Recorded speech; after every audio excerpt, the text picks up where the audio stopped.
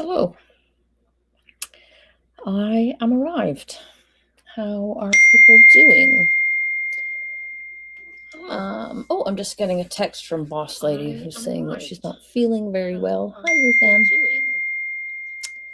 And I'm just getting a text from Boss Lady. Boss Lady's not feeling well, so she's not going to be joining us today. So I'm actually not feeling super great either. I've been taking these antibiotics and they're really starting to take a toll on me. But I've got only a couple more days. Hi, Billie Jean. And hopefully that will be finished. So yeah, I thought we would finish today with the. So it was weird yesterday when we ended with the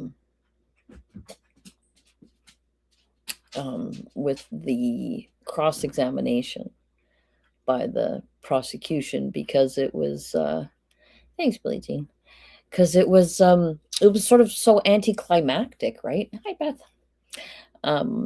He said, I'm going to ask you this final question. And the question was something like, so you believe that anyone is capable of murder?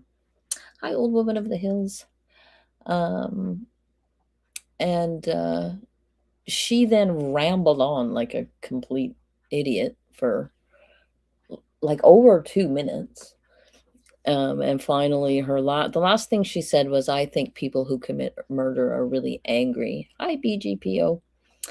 And then that was like literally the first time that anybody had a chance to break in. And the judge said, okay, that's it for the morning. We're going to take our lunch now. So the cross-examination ended not with a bang, but a whimper. And then so now there is the I guess it's the redirect, right? They get to redirect. So there's about 20 minutes of that. And then there's like a whole bunch, several more days of, hi, Jen. Then there's several more days of witnesses for the defense. You're not really late. We're still just jawing. We haven't really started yet. So I'm glad you could make it, random old lady. We've got random old lady and old woman of the hills. Okay. Glad all the old women are here. I think we were talking the other day about how we're all a bunch of crones. So that's awesome. Yeah, so we're going to listen to Nancy Brophy be fluffed by her defense lawyer for another 25 minutes or so. And then we're going to skip all of the remaining days of testimony for the defense and go straight to the closing arguments. But again, they're quite long. So, hi, Mary O'Neill. I too am old. Yeah, me also. I get the discounts now. I get all the senior discounts and stuff now. And then the closing arguments are quite long, so I don't think we're going to get through it all today, because they're a couple of hours each, the closing arguments. So there's the prosecution does their closing, and then the defense does their closing, and then the prosecution does their rebuttal. So it's several hours, plus we've got this. So I think we'll just probably get through the first part of the prosecution. Yeah, fluffed. I thought you'd like that. Not you, Penny. Yeah, I'm 60. I'm 60 this year. I mean, I'm not 60 yet, but give me a couple months and I am turning 60. I am Jen is confessing also to being old. Yeah, I'm okay with it. I feel more relaxed in my old age than I did in my youth. I'll tell you that for free. Like her novels probably tried to be. I still can't get over the fact, Billie Jean, that her novels get basically pretty good reviews. And they all still seem to be available on Amazon. So anyway, I'm glad you're all here, and I thought we would just carry on. So this is the afternoon. So they wrapped up with her saying that she thinks that given the right circumstances, anybody can commit murder, but she thinks that you have to be angry to do it. And of course, she's not angry because there's nothing to be angry about because she loved Dan so much and they had solved their financial difficulties. So you're going to be 42 on 420, the same day as Corey. Okay, fun. I think we talked about that before, the 420. It's a big deal here. I mean, It's less of a big deal now, I think, because everything's legal in Canada now. But oh, did you? I haven't. I've probably seen it actually. I don't think I have missed very many of that chapters. Sometimes I don't watch the podcast because I find it harder to listen to the podcast. But yeah, I mean, her books are terrible. But I mean, I think they do on some level fulfill the mandate of a romance novel. And if you're a romance novel fan, I think they're kind of like junk food, right? Yeah, I love that chapter too. He was my first follow for a true crime channel. I just found him so charming and I guess genuine is the word. He's so kind of goofy and kind of nerdy sometimes, and I love that that's part of the show. You know what I mean? It's like he's not, for all the fact that he's got pretty polished production values, he's not totally polished, and I like that. Yeah, I mean, I think yeah, the grocery. I mean, lots of people read romance novels.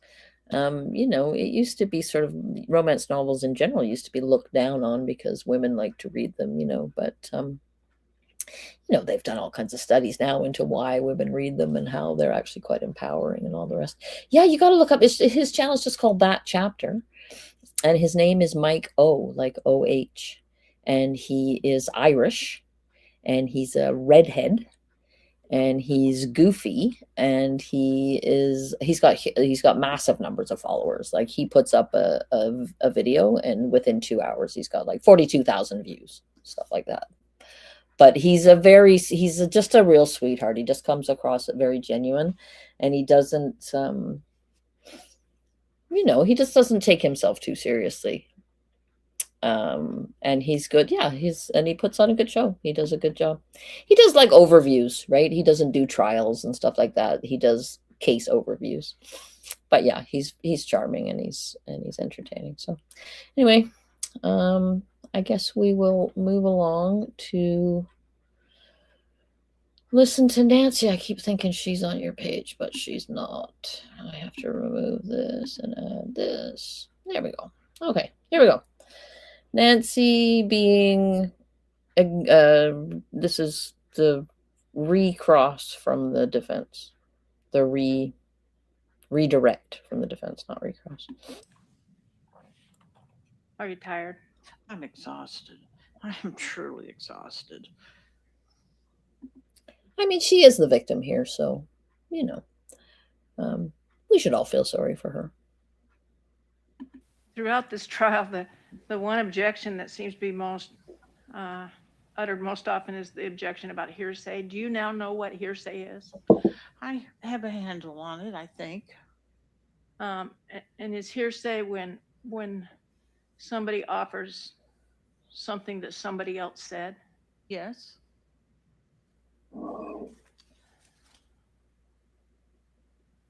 Sorry, isn't there more to it than that? Than just something somebody else said?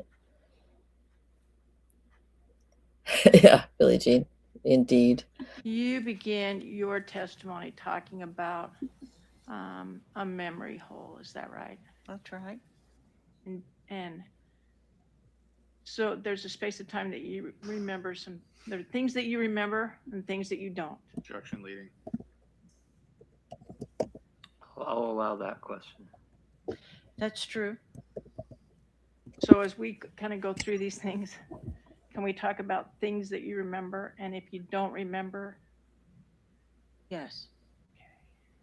Has that been a struggle? I think I've missed that mark on so many occasions. This has been so frustrating. I realize that that the day of June 2nd, not only is there a memory hole, but I have a hard time making it clear what I actually remember, what people have told me, what I have read, and what I know to be our family routine.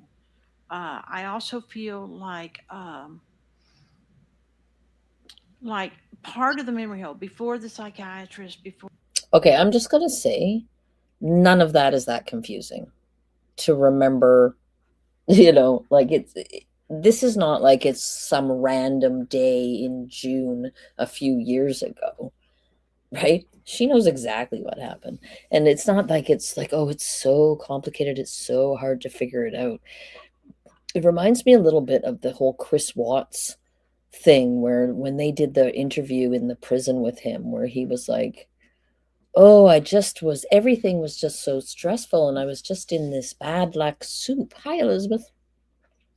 Um, you know, and like, I mean, I just wish I had just left the relationship with Nikki as friends. And I just wish that I hadn't gone to the game that night. And I just wish, you know, that my mom and Shanann hadn't had that ice cream argument or whatever. It's like, those things are just life.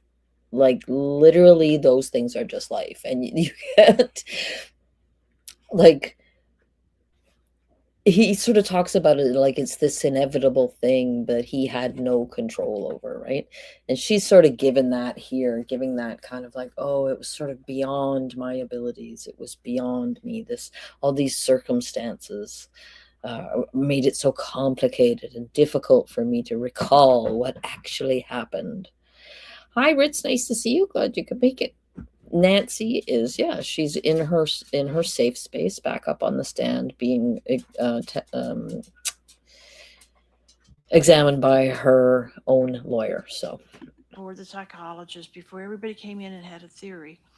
Part of the memory hole was from the fact that the day just didn't matter to me. It was totally irrelevant until Maxine called me. When Maxine called me, my day began.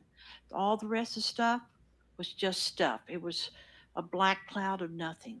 Uh, but when Maxine called me, my day became alive. And I can tell you what happened from that point on. I just can't tell you what happened to any clarity uh, before that. that's an unfortunate choice of words. Her day came alive just as she was finding out that her husband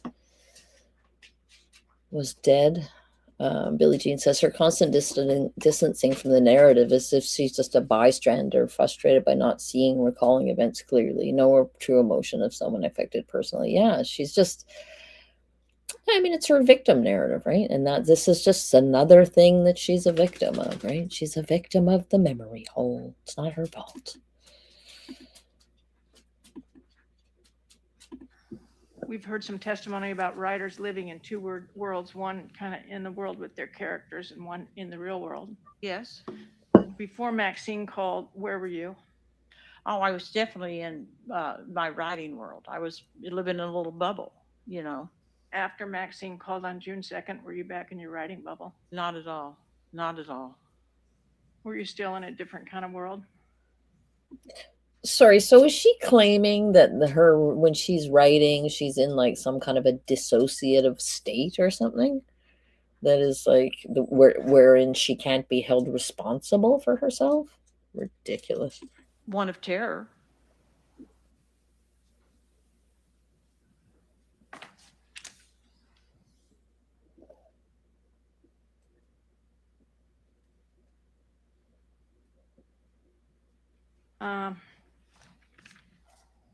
I want to, you said that you bought the gun kit on December 24th of 2017. Yes. Is that right? And I think the states introduced some exhibits to show the time that that happened. Yes. I want to show you what's been marked as Defendant's Exhibit 228.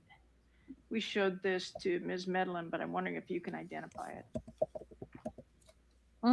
What is this? This is the route from Avamere, which is in the lower part of the screen, to our house in the upper part of the screen. Okay, and how long does it take to get from Avamere to your house? Depending on traffic, I would say anywhere from 5 minutes to 7, 8, 9 minutes, maybe. You're on the defense would move to admit Exhibit 228. No objection. 228 is admitted.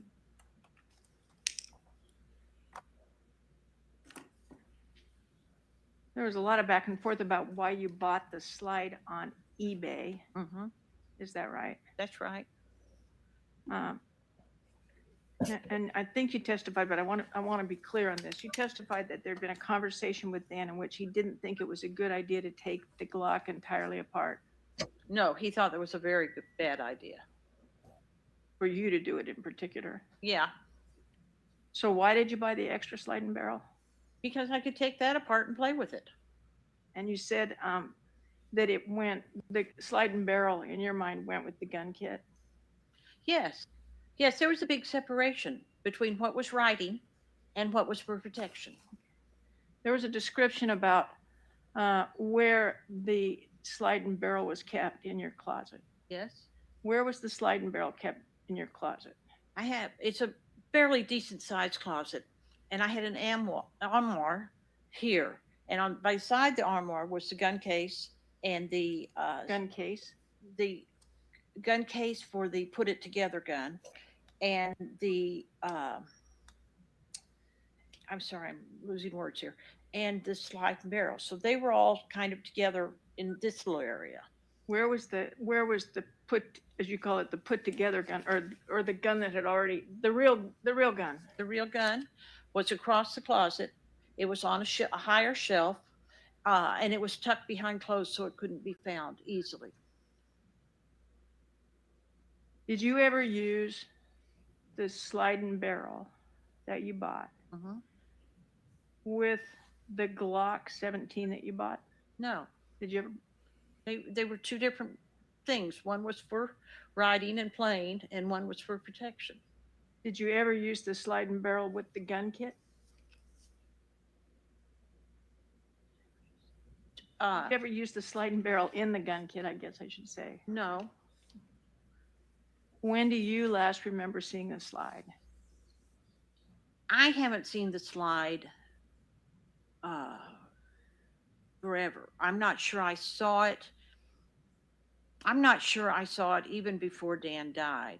It could have been I did, but I don't have a memory of that. What I can tell you is that my closet was a jumbled mess for 3 months while we decided what we needed to keep at Dan's, what we needed to throw away. There was stuff everywhere.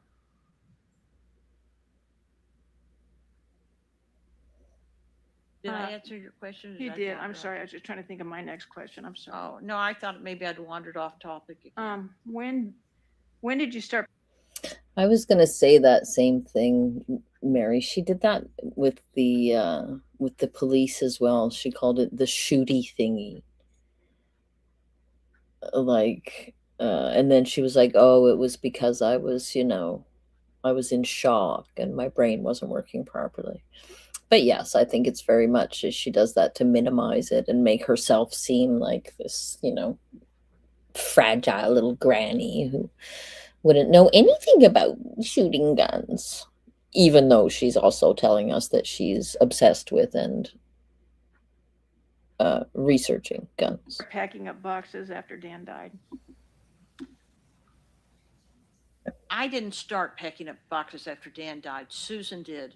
And it was because Susan was here and she could see by looking at our storage building, we'd already started packing boxes. I'm going to come back to that in a minute, but I'm just kind of trying to get a sense of timing. When in the summer did boxes begin to get packed?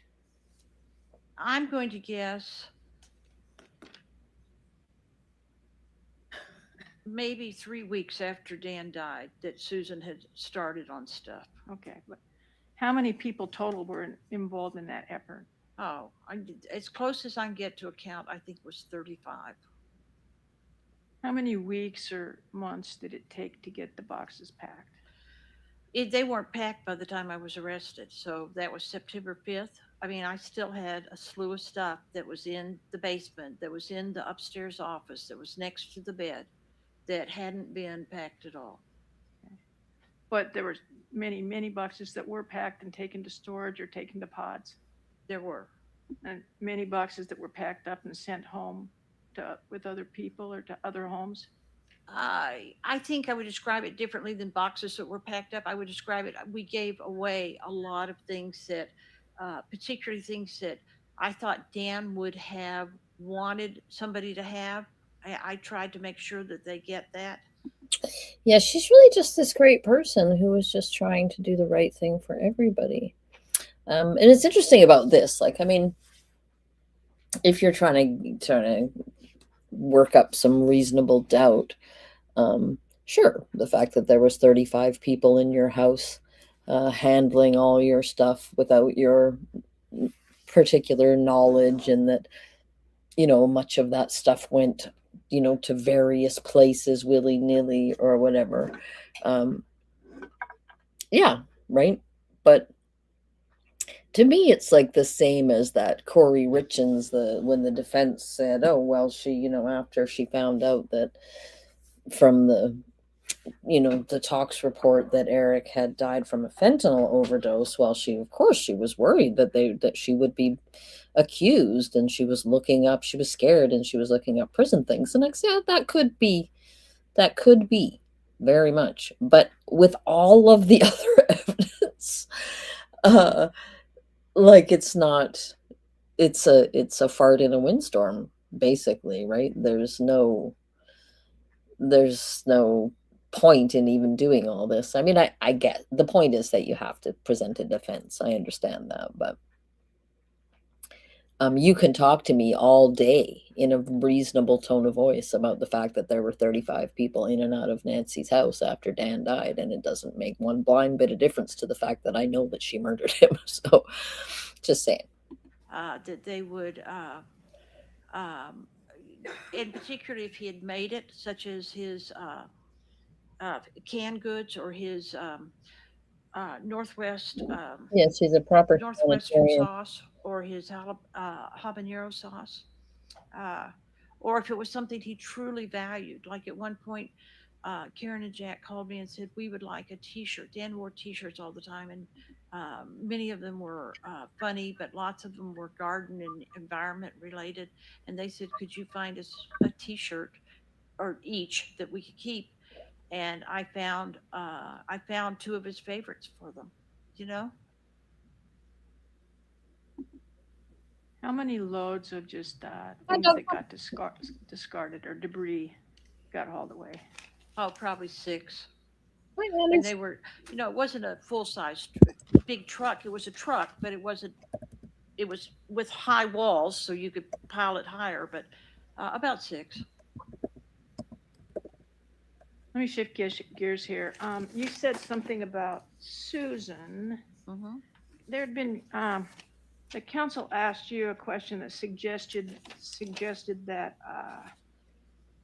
Yeah. you and Dan had not been Right. packing up the house or uh, kind of clearing out the house in advance of a sale of the house before Dan died. Is that true? No, uh, no. I started in places where I knew I could start packing things away and it wouldn't be an issue. We had a high boy in the living room that had a lot of the uh, things we bought in Asia that we really had enjoyed, but we were prepared to move them on at this point. And I know I gave a lot of them to Nathaniel and his wife. I gave some to other friends of Dan's who I thought would appreciate what it was. You rented that storage unit in December, is that right? I thought it was earlier than that, but you may be right. Okay. And before that, did you talked about some kind of a, I don't know if you called it a warehouse or something where you'd taken items to sell? Hmm. And what was that?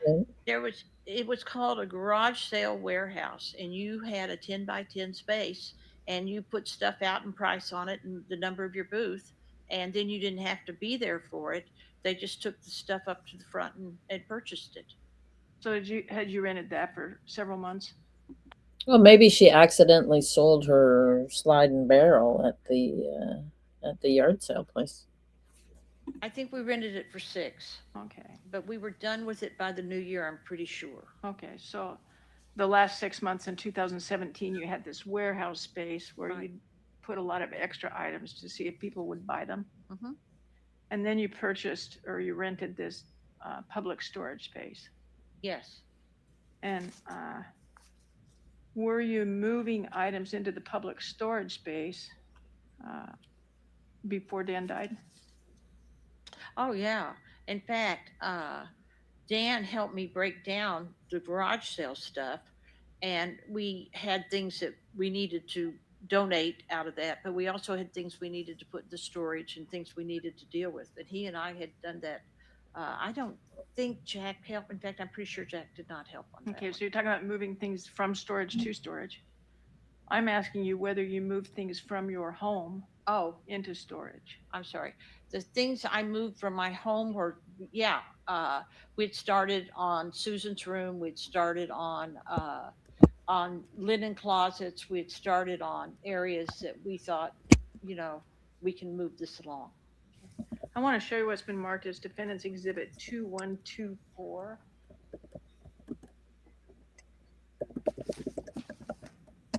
I have to make that a little bigger. Oh, yeah. Okay, so this is a text message from your husband. Mm-hmm. What's the date on this? 3/4 That's the, of 18. Attacking Susan's room with reckless abandon is the question. Uh-huh. And so what were you doing from looking at that? What's your best guess about what you were doing on March 4th of 2018? It was attacking Susan's room with reckless abandon. We had a lot of stuff in there. Okay. You heard Jack Brophy testify about that room being filled with, I think he called it Dan debris. Yes. Is that true? Yes, but I had my own little helping in there. Was that a room that after Susan moved out just kind of became a room where you put stuff? Yeah. And every so often I'd go in and get it cleaned out, and then we'd begin again to put more stuff in there. Okay. But back in March of 2018. sorry, so doesn't that, like, she just doesn't have any idea what she's even doing half the time, I think. So if her saying, yeah, so, and then every once in a while we would clean it out and, start over again, is just really undoing the whole thing of this testimony, which is supposed to show that they were cleaning out the room to prepare to sell the house. And then she's literally just testified that she did this every once in a while as a normal part of their life. Were you taking things from Susan's room and moving them into storage? I was. Counsel also asked you about March 26th and March 27th, and some of the questions were about cell site location information, but the other question was about, I think he called it States Exhibit 82. Do you remember that? Yes. And he suggested that you had, quote, Googled something. Yes. Okay. I want to show you what's been marked. Do you remember when Josiah Roloff testified? I do. Ms. Weinmiller? Yes.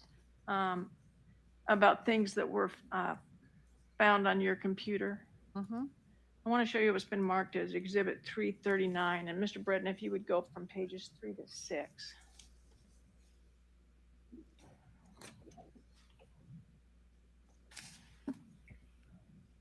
Mr. Breton, I have bad eyes. Can you make that a little bigger so I can see some? There's nothing there. Starts.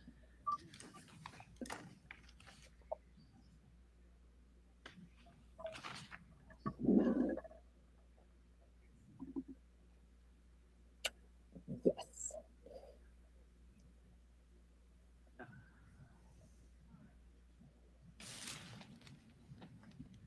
If you could make that, I'm sorry, Mr. Breton, if you could make that area in blue just a little bit bigger.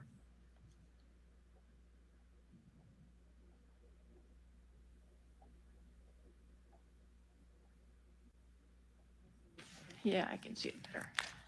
Oh, Okay. so there's an area in blue there, and I think counsel asked you about supposedly Googling loading a Glock, a 9mm Glock. Mm-hmm. And can you see over there, and can you read the time that happened?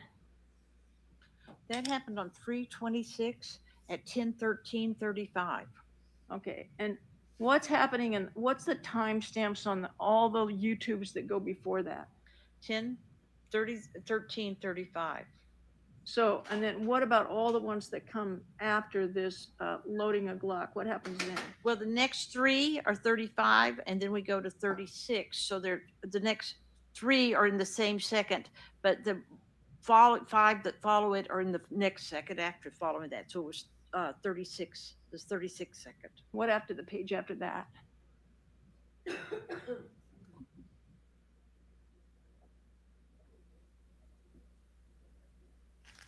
Okay, so we start at the top of the page and we are at 10:13:36 and we run all the way down the entire page to 10:13:36. And what about the next page? That's also 10:13:36 and that runs all the way down that page. And what about the next page? It starts at where the blue is highlighted, that's 10:13:36, and after that, the next three are 10:13:45, and the rest of the page is 10:19:38. Okay. And do you recall Mr. Roloff testifying that this appeared to be an automatic function on the computer as opposed to something that you did on March 26th and March 27th? I do. I didn't recall it at the time I was asked, but I do now remember it. Although when when Mr. Overstreet asked you the question about whether you Googled a video, you just agreed with them? Apparently, I'm an idiot, but ignoring that, apparently I thought it was as an exhibit that had been what we had said. Okay. But that's because it was something that he told you. Yes.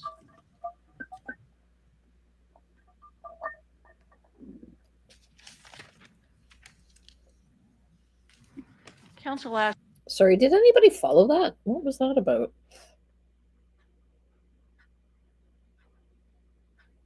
That she didn't do that? That the computer searched for how to load a Glock all by itself? Is that what? What was that? If you understood what just happened, do please let me know. asked you about, I think you told the story about these little tiny houses Mm-hmm. that Dan seemed interested in. Mm-hmm. And he asked you whether you were going to live in one and Dan was going to live in one. Yeah. Yes, he did.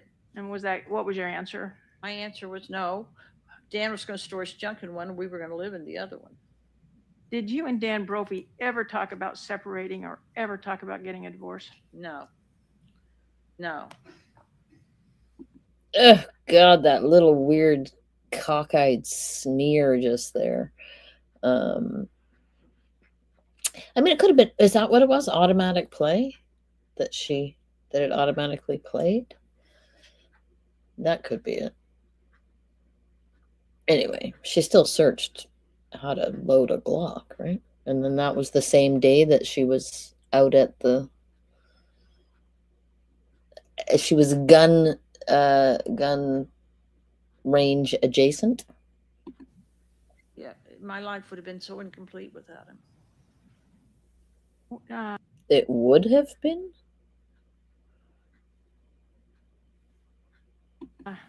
When you and Dan had conversations about getting your finances in order, Mm-hmm. Did that ever lead to tension in your relationship or a deterioration of your relationship? No. We both came to the table as adults. I'm sorry, but I think that the jury understands by now that these two had a perfect relationship and it was like a fairy tale relationship and there was never any harsh words between them of any kind ever for any reason. So I don't know why she's wasting our time with all this now. Nice things about getting older is that you actually get through all the garbage of youth. We came to the table as adults. We both brought ideas to the table. We adapted a combination of ideas. We were both happy. And more than that, we were happy that we'd come up with a solution that would work for both of us. Counsel asked you about whether you'd ever been to, I think he called it the Tri-County shooting lane. Mm-hmm. Have you ever been there? I don't even know where it is, so no, I've never been there. If you knew that it was a private membership club, did anyone ever invite you to go there? No. Are you a member of the Tri-County Club? No. And neither was Dan.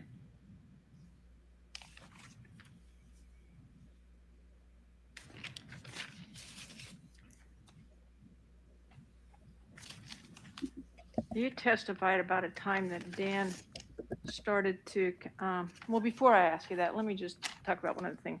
The bra phone credit card thing. Can you, you testified that something wouldn't have happened because you didn't have a bra on, so you wouldn't have had your phone. And I got confused by that. Can you explain what that meant? I'm in pajamas. I'm in a nightshirt. And I know there are women who sleep in their bras because they think they're defying gravity, and that just never happens. But I don't.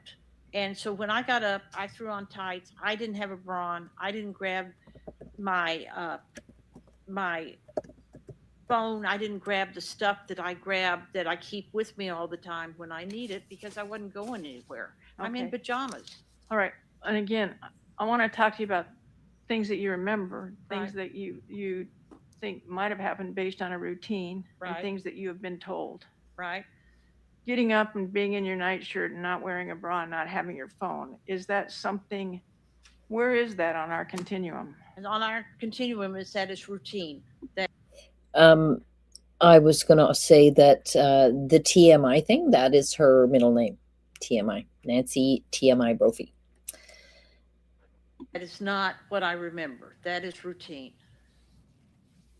I want to show you Defendant's Exhibit 383, and I'll ask you a couple of questions. You remember we were talking about the AmeriCorps policy, and counsel asked you whether, in fact, that was a policy that would have just terminated if you took the return of premium cash out Yes. that came with that policy. Yes. And I told him that I was pretty sure I didn't think it would, but I could be wrong. Okay. So, Mr. Breton, if you would first kind of scroll down. Can you, yeah, right there. Can you see Ms. Brophy on that table, that insurance annual premiums table? Can you see where all of a sudden the death benefit jumps up to $154,756? Yes, I can. And that's when someone reaches the age of what? 78. Okay. And if you would go back up to the top, Mr. Breton. There's under the description of the coverage, there's a phrase that says insurance policy endowment at the age of 100. Yes. What does that mean to you? What that means is that this policy could continue to 100 if I paid the premiums, but it doesn't mean the premiums will necessarily stay the same. Okay. But that if you wanted to keep take the money, right, and keep the $100,000 benefit, right, that was available to you so long as you were willing to pay the premium until Dan reached the age of 100. Yes.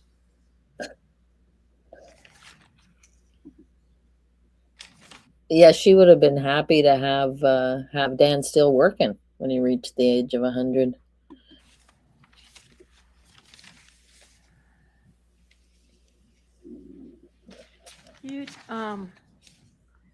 You talked about after Dan, you kind of toyed with the little house idea or the tiny house idea, or at least Dan did. You talked about going to Portugal and being an expat.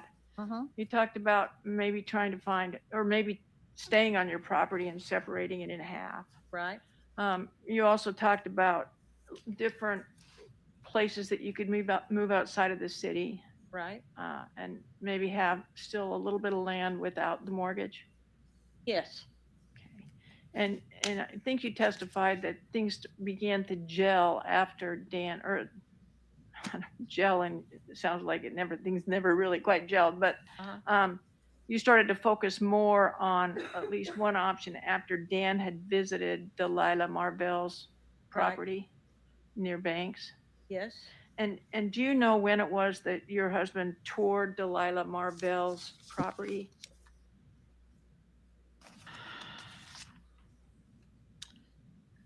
I'm going to say 2016, and it was a nice day, and we were all walking around on the land, so I'm going to say it was summer.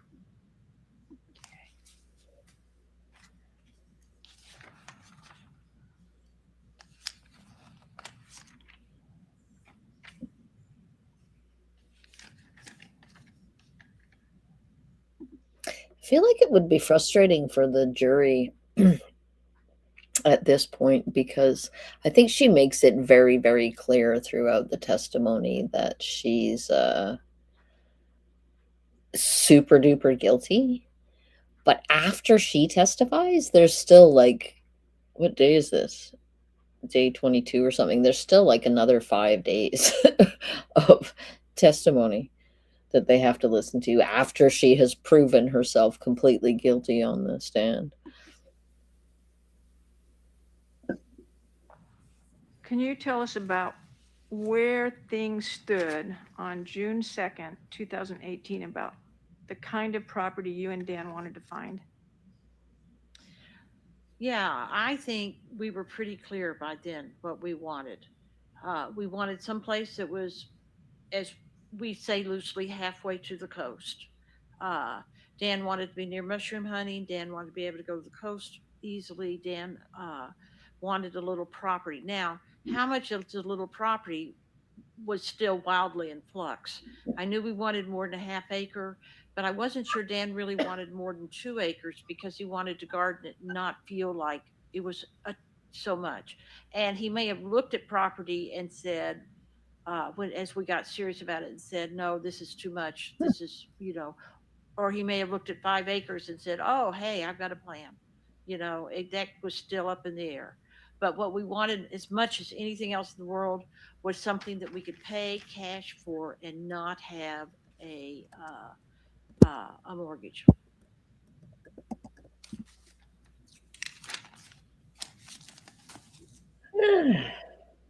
Like anybody is buying this nonsense.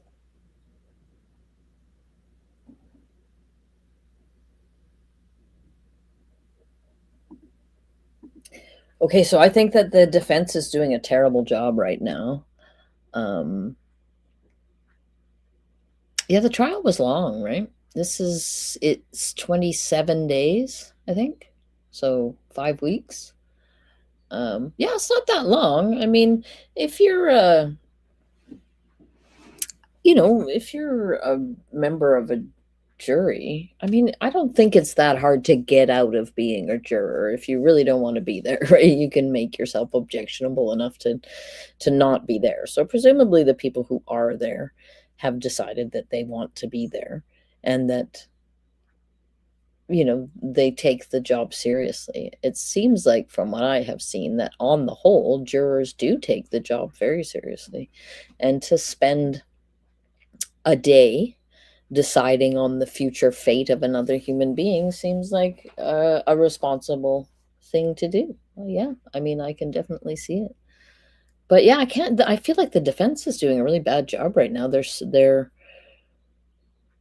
disorganized, and they're leaving all these sort of blank, empty spaces between questions, which is giving the jurors time to reflect on her weird answers. I think it's not going very well for them.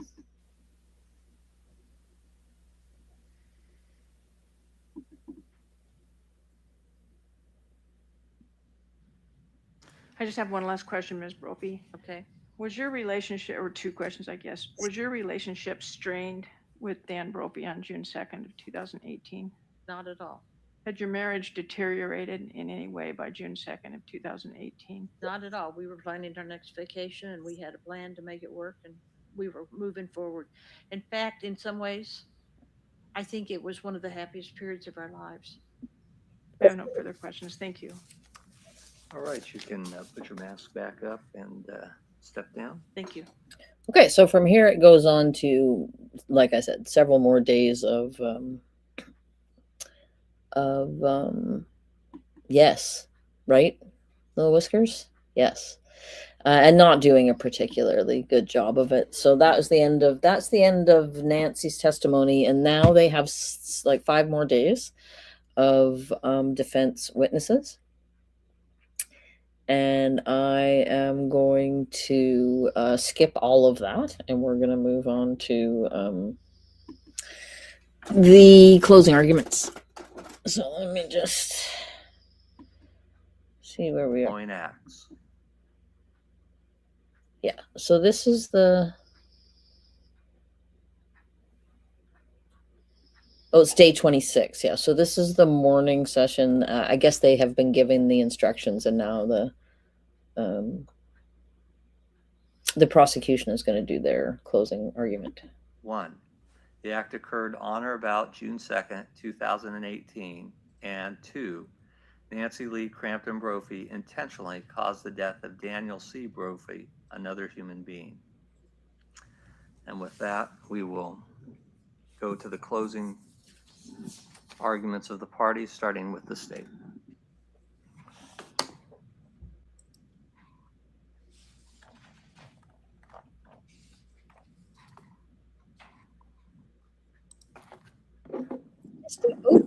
It's in the house.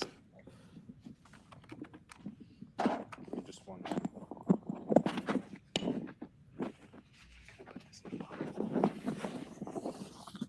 I just got to say, this judge is extremely lackluster, in my opinion. I didn't watch the whole trial, and maybe there was some more activity during testimonies and things that gave you more of an impression of this judge, but I just, yeah, lackluster would be the word I would use to describe him.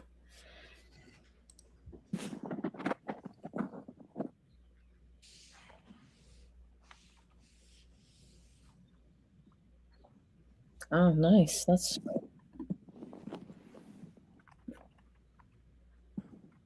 Good morning. Before I get started, I want to first thank you for all the time and the dedication that it took to sit through such a long trial. I'd like to thank him for all the time and dedication that it took to try this trial, and he did a fantastic job. No matter how you view the evidence in this case, there are some things that are obvious.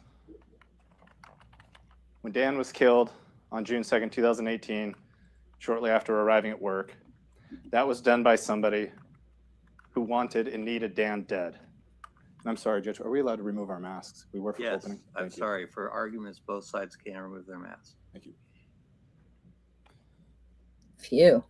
Dan was executed on June 2nd. This wasn't an accident, clearly. There was no struggle. There was no robbery. There was no interrupted burglary. Whoever went in to the Culinary Institute in that short 6-minute window went in there to kill Dan. There's no other way to view that. The person who went in there also was not just lucky.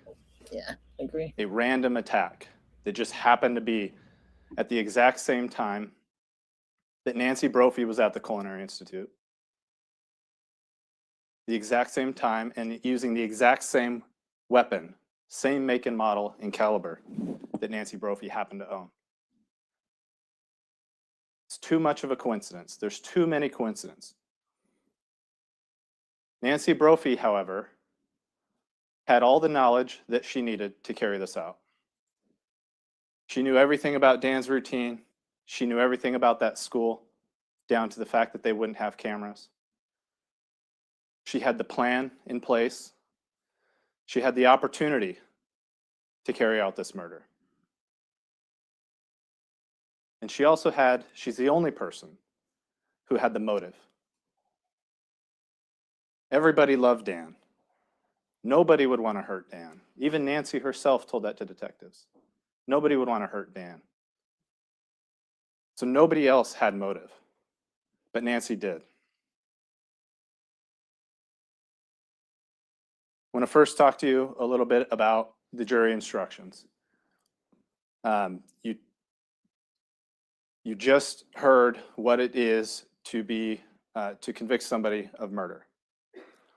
You got the instruction, and it's very simple. If you look up at the screen on the upper left-hand side, there's 2 things that have to be proven.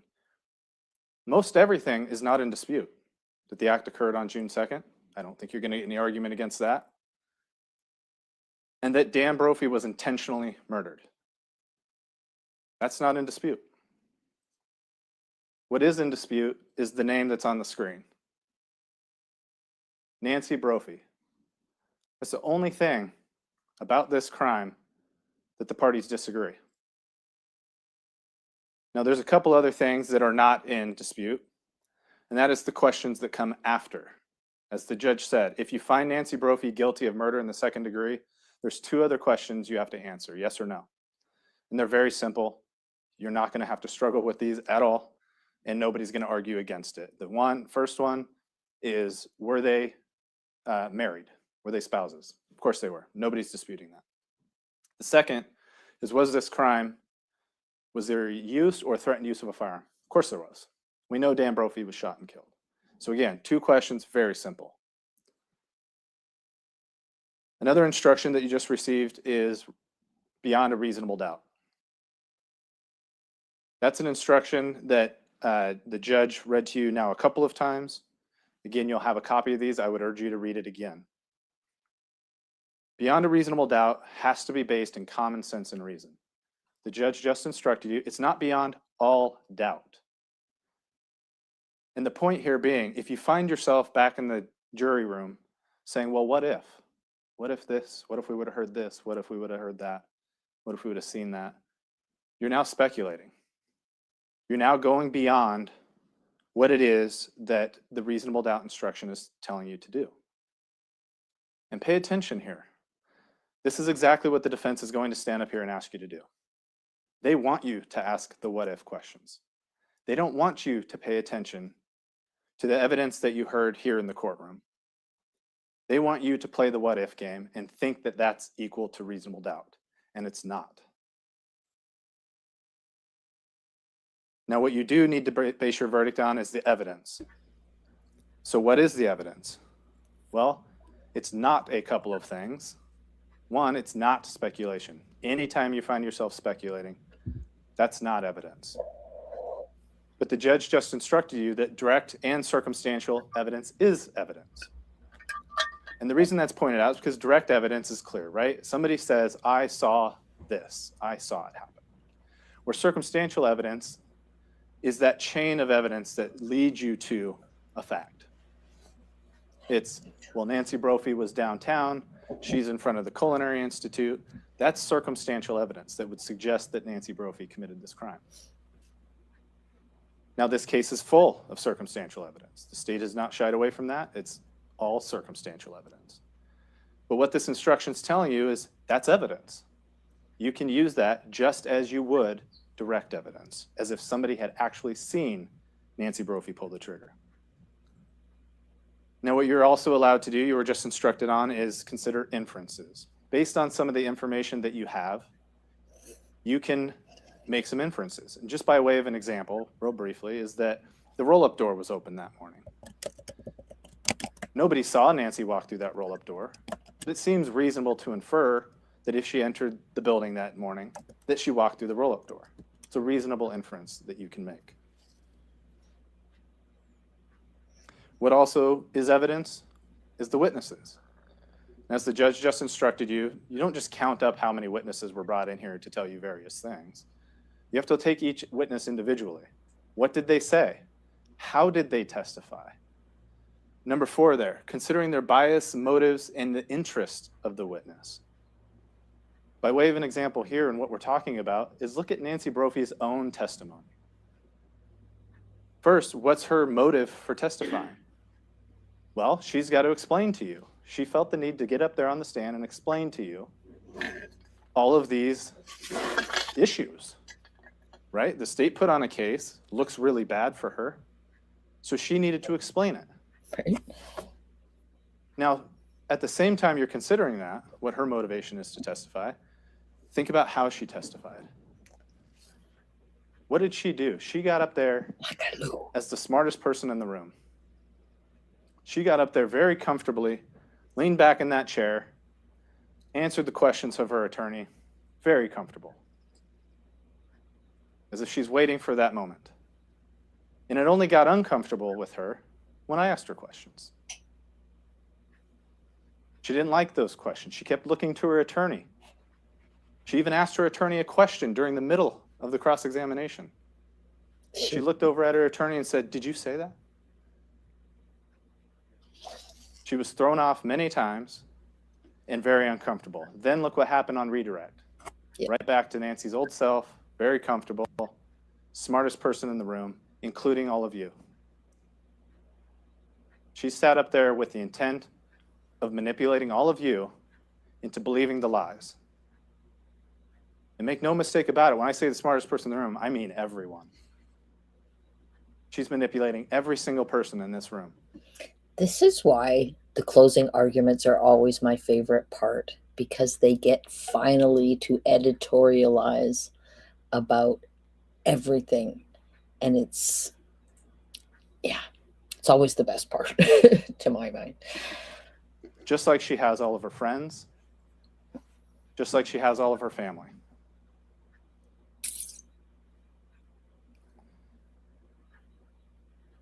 One of the things I want to point out before we move on to what the actual evidence is in this section here, what also is not evidence.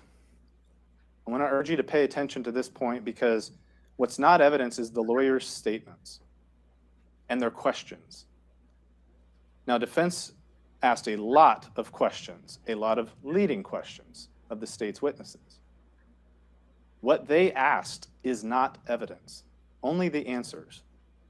And the reason I'm pointing this out is because also the lawyer's statements in their opening statements, which I know has been quite a while ago, but if you recall,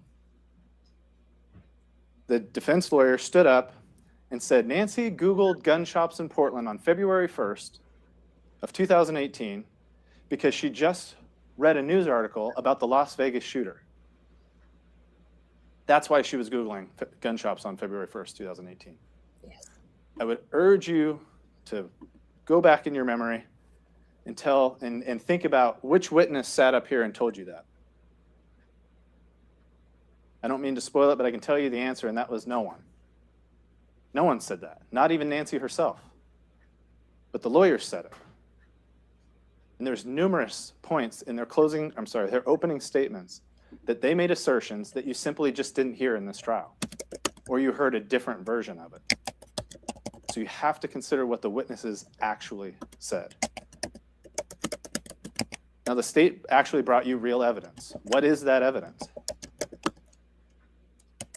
You go back to June 2nd, and Nancy Brophy, despite defense assertions and expert assertions, had a very specific story for what she was doing.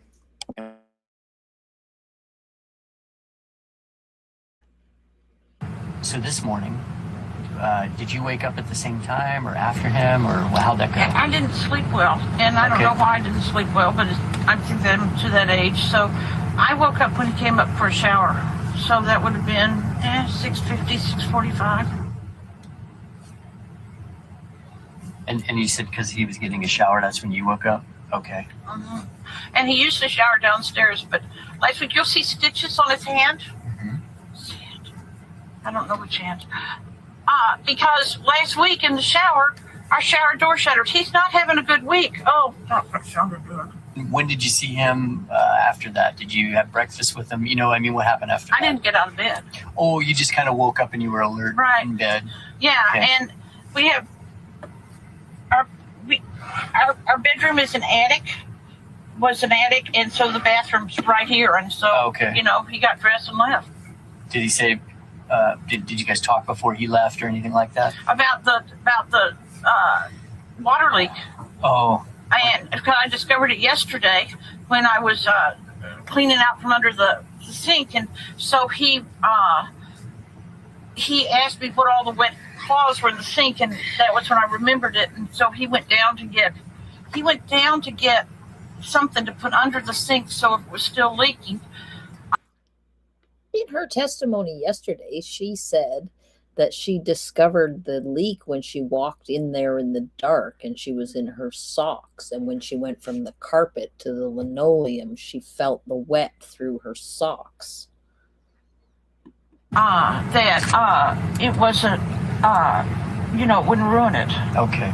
And so then you think you left like around 7 to 10, maybe something like that? 7:05, 7:10, yeah. 7:10, okay. And then Nancy Brophy wasn't recalling what she normally does that morning. She told the detectives exactly what she was doing that morning. Now, we know that's not true because she's driving around downtown. So it's a completely made up story that she intentionally told the police. She knew she had to have a story. So you go with a simple one. Well, I was at home. Of course, we look at her phone and it's at home. So I was at home. I was in bed, never got out of bed. And then they talked about a leak that she discovered yesterday. That's not somebody recalling facts about what they normally do. She's trying to give the police a very specific story. It's her alibi. It's where is she at the time of the murder. It's not, I don't remember. You'll have this full recording. I would urge you to go back and listen to the whole thing all over again. I know we played it for you earlier. Go back and listen to the whole thing. Listen to the tone of the whole thing. Now I feel like we're going to have to listen to that too. Right? She's telling the detectives what Unfortunately. she thinks they need to hear. Now she refused, this is referred to as a death notification. Nancy Brophy doesn't feel like it's a death notification because she already knows, first of all. She already knows he's dead. What did she sit there on the stand and tell you? She said it felt like an interrogation. They just kept coming at her and piling on and piling on. Yeah, she probably felt that way. She probably felt like it was an interrogation because she had to make sure that she told the detectives a valid story, a valid alibi. So it was probably very stressful to be sitting in that van and talking to those detectives. I'm sure it was. But it was anything but. The detectives did not suspect that she was a murderer at that point. They testified and told you that. They had no reason to believe that she was a murderer. They had not seen the Bellagio's video yet. They had no information to suspect that she was a murderer. So why would Nancy Brophy feel that way when she's in the van? Now, again, in defense opening statements, they said, well, she did what she did on every other morning. She got up, she drove to Starbucks, and then she got immersed in her story writing. Nancy Brophy didn't tell you that on the stand. Why are they telling you that in opening statement? That's not what she did. It's hard to keep the lies straight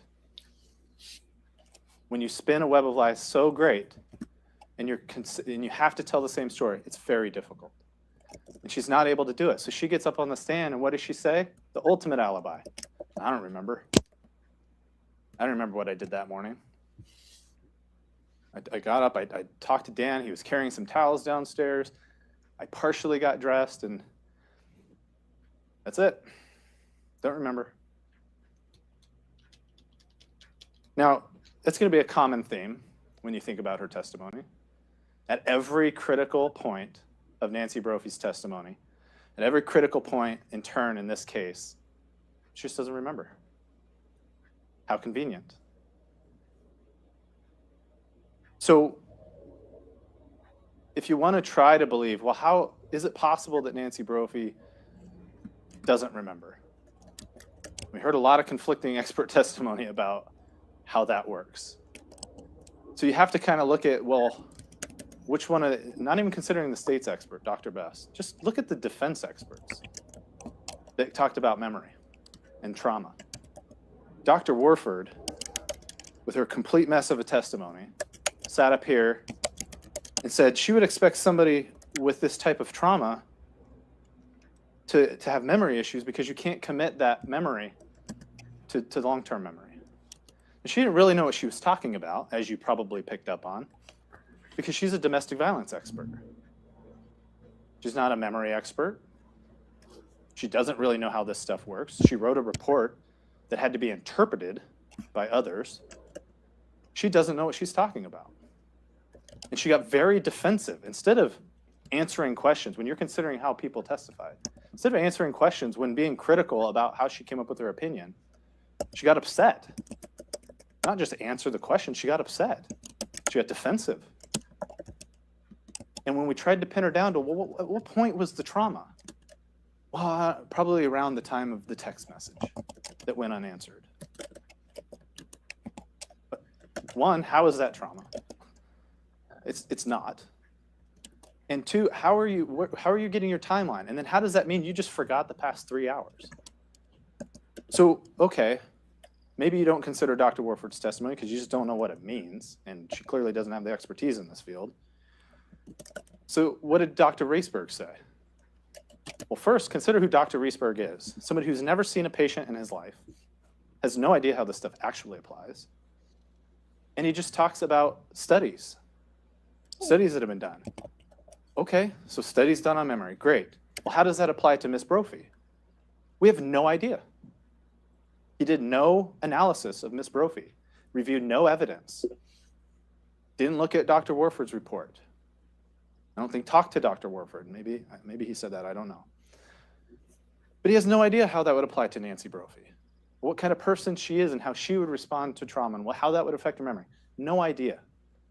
The only person you heard from that could actually kind of put the pieces together was Dr. Best. Somebody who actually sees clients, actually sees people who suffer this very type of trauma. She's even seen patients that seen their loved ones be murdered. She also claims not to be a memory expert, but she knows how trauma affects memory. That's her field. And that's why she got up here and told you the premise is all wrong. The premise of, well, Nancy Brophy just, she had this terrible trauma, so therefore she just forgot everything. But the premise is wrong. That's what Dr. Best was trying to tell you. Because Nancy Brophy, even according to Dr. Warford, is this cognitive individual. Somebody who's a problem solver. Somebody who does well in the face of crisis. That's somebody who would not respond this way. That is not somebody who would respond by dissociating and not recalling a single thing, because she told you it's a proxy for her emotion. It's an emotional response. And so somebody like Nancy Brophy doesn't do that. She doesn't dissociate and just forget things. Who are people that dissociate? Who are the people that forget things? Those are people that are basically not functional. Those are not people that can work. Those are not people that can run a catering company. Those aren't even people that can drive a car. Those are the people that dissociate to the degree the defense is asking you to consider. And it's simply not who Nancy Brophy is. Now, what you heard a little bit of testimony on is, well, what an amazing point. Again, this is why I love the closing arguments so much. I know it's not evidence, but it is a great argument, and he makes a lot of good points. A lot of people in Nancy Brophy's situation claim amnesia, claim to have forgotten. A lot of people do that, specifically in homicide cases. And people who are intelligent, have a higher level of intelligence, have a better chance of going undetected in doing so. Their own expert testified to that. But they didn't bother doing any testing to see if Nancy Brophy was malingering, feigning that she didn't actually remember. They just didn't do any of the testing.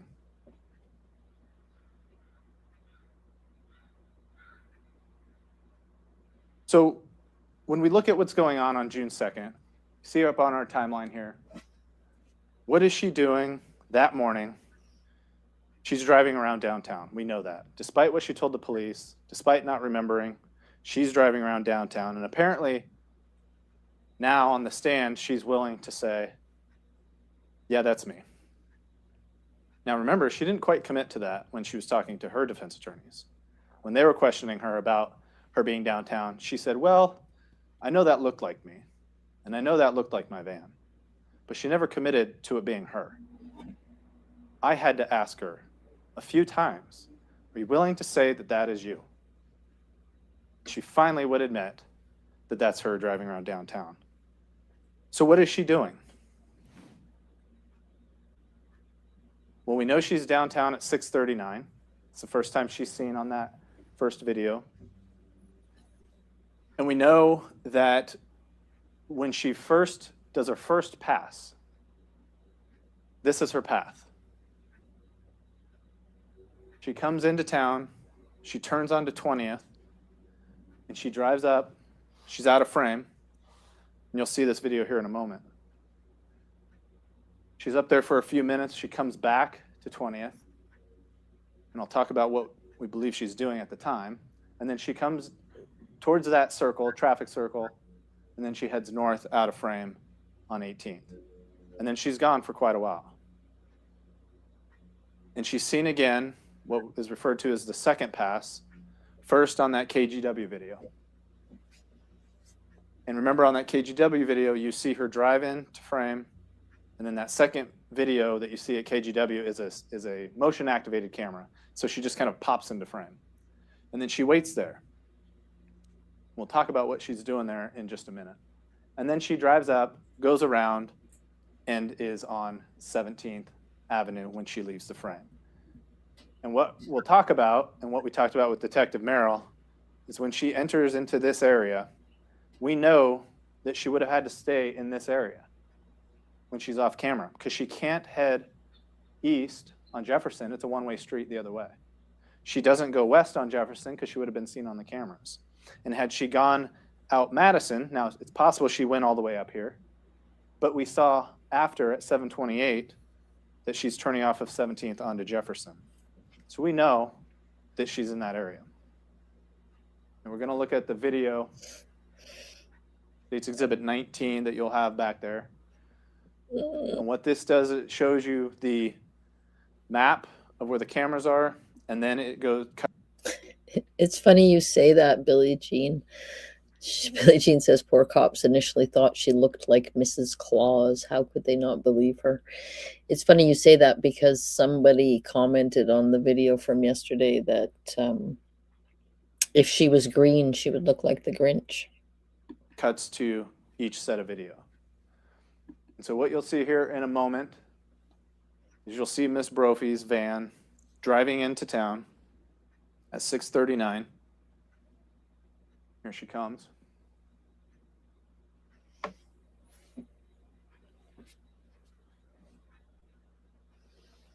Here she goes.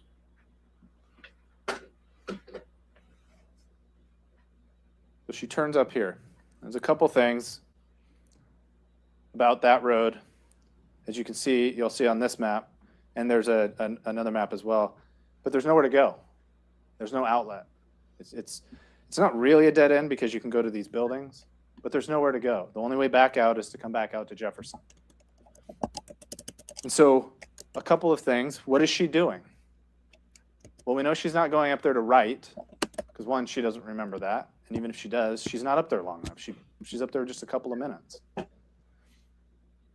Is it possible that she's looking for a vantage point of the Culinary Institute? Maybe. It's kind of far away at that point. Culinary Institute being here, this being the road that she's on. But nonetheless, what could she be doing? Well, she could be waiting for Dan to drive into town, assuming he takes Jefferson. If she's here on this road and Dan drives in this way, it's possible that's where she thinks that she could get a good look at Dan coming into town. Now, one thing to keep in mind, why is she there so early? Why 6:40? Well, remember, she knows that this is the live fire. You heard a lot of testimony about live fire and the preparation that goes into it. She expected Dan to be early that day.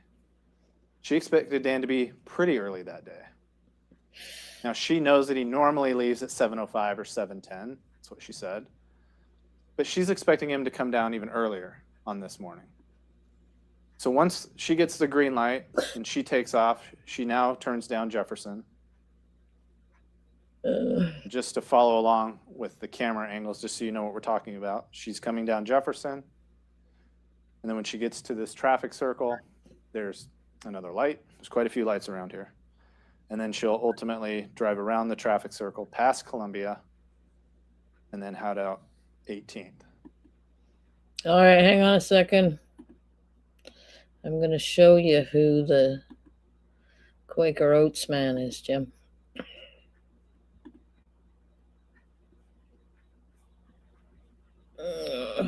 Of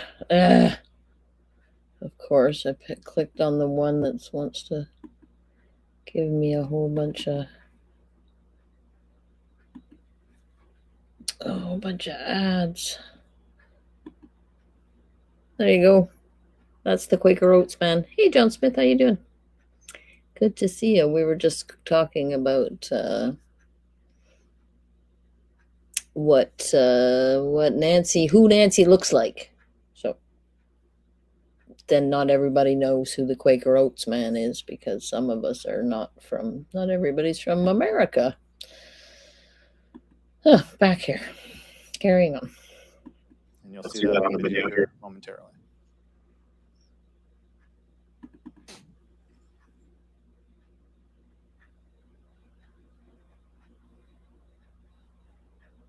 Now, one of the things you heard Nancy say is she's familiar with this area. There's no reason to think that she's lost. She said she's familiar with the Goose Hollow area. She's been down there a lot. She's been to the Culinary Institute hundreds of times. So obviously she's familiar with the area. So you have to ask yourself, what is she doing? If she knows the area, one, I don't know that there's a park right here where she's going to right. I don't see one on the map. And she doesn't remember, so she can't really tell you that's what she was doing. So what is she doing? I would present to you that she's trying to find a place that she can get a good, clear vantage point on when Dan arrives, and for her not to necessarily be seen. Yep. So after some time passes when she's out of the frame, she then comes up, like I said, the KGW video, and this is motion activated, so you'll see that, oh, she just appears there at 7:03. Now she's there for several minutes. So why is that? And if our theory is that she's looking for a vantage point, this is where KGW is. This is that second camera facing out to Jefferson. She's sitting on Jefferson. You heard Detective Merrill say there's a slight slope to this road, Jefferson, as it heads down to the Culinary Institute. Could she perhaps be sitting there thinking she would see when Dan arrived at the Culinary Institute? Yep. And maybe she was. But I also presume that at this point, Nancy's getting kind of nervous. It's now 7:07. She doesn't see Dan. She's thinking he's going to be early. Maybe that's not a good enough vantage point, because what if he parks on 17th like he always does? So Nancy has to continue driving. This is when she makes her first pass of the Culinary Institute. And as you saw in that Affinity video, and again, you'll be able to watch this as many times as you want, she appears to kind of slow down as she gets up to 17th. But she can't just turn on to 17th, because Dan would obviously see her there. So she continues around, passes the Culinary Institute, goes around the roundabout one more time. And then you'll see here in a moment, she heads down Columbia. This is a very hard angle, but this is just her going through that roundabout.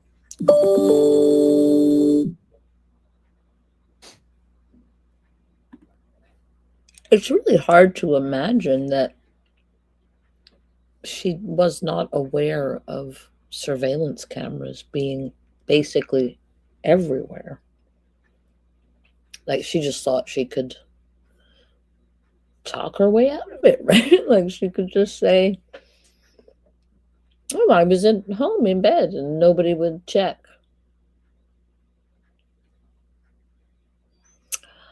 The picture Crack Pie Milk is saying, besides feeling sad for Dan, I feel sorry for his chickens. You know, the next owner didn't love and pet them like he did.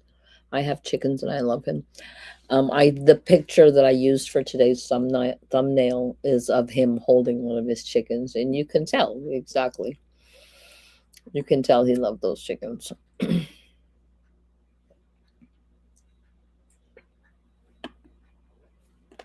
There she goes, completing the roundabout. And then this is a PG camera that's very hard to see. It's far back. That camera's all the way back here. And it's looking this way, up Columbia. But what you'll see is there she is driving down Columbia, and she takes a left onto 17th. And that's the last time she's seen until 7:28. And we can, actually, I'm sorry, we'll wait till the, yeah. I think, my opinion, John is asking, was this done purely for money? In my opinion, it was partly for money and partly for expedience in terms of dealing with the house and all the junk and getting rid of everything. And and just I think she just wanted a clean slate, right? She just didn't want to deal with all the mess and the entanglement of the life that they had lived, and she wanted scot free. That's my take. I mean, obviously, I don't have any special inside knowledge, but that's just my feeling. So now that we know she's in this area, like I said, she's probably getting nervous. Dan's not there yet. It's now 7:09. She knows she doesn't have a lot of time. Dan is then seen coming down Jefferson at 7:19. Oh, it's awful. He doesn't go straight to the Culinary Institute, meaning he doesn't come down this way and go that route. He does what he normally does, where he turns up here, comes down Madison, and parks right there. I always think of when they're doing stuff like this in trials with the showing the traffic cameras and stuff like that, is like the jury lives there and they all know all those streets and they know where the Culinary Institute is and they know where that Starbucks is, and like all of those streets are familiar to them. And so seeing all of this just makes it so much more real than it is for someone like me who's never been to, this town or whatever, right? Like the detectives told you, they look back at Google Maps over the years, and there's Dan's truck. Creature of habit, as you've heard. Now, why is that important to where Nancy's at? Well, there's a big parking lot right here, and a building. I'm sorry if the podium's in the way. A big parking lot. She's turned onto 17th. Parking lot, building. Remember Potluck in the Park? The building she's very familiar with. In fact, that's where she parks when she comes down later in the morning. So either she stays back here and she has a nice, clear vantage point to the southeast corner of the Culinary Institute where Dan parks. She would see the moment that he arrives. Now, Dan might not necessarily see her, but she could sit there, she could watch, and once he arrives, she could watch him for a moment. Now, this is where that alarm becomes important. 7:22 and 30 seconds. We know we see her on camera again at 7:28, so we know she has less than 6 minutes. Now, does she wait the whole 6 minutes? No.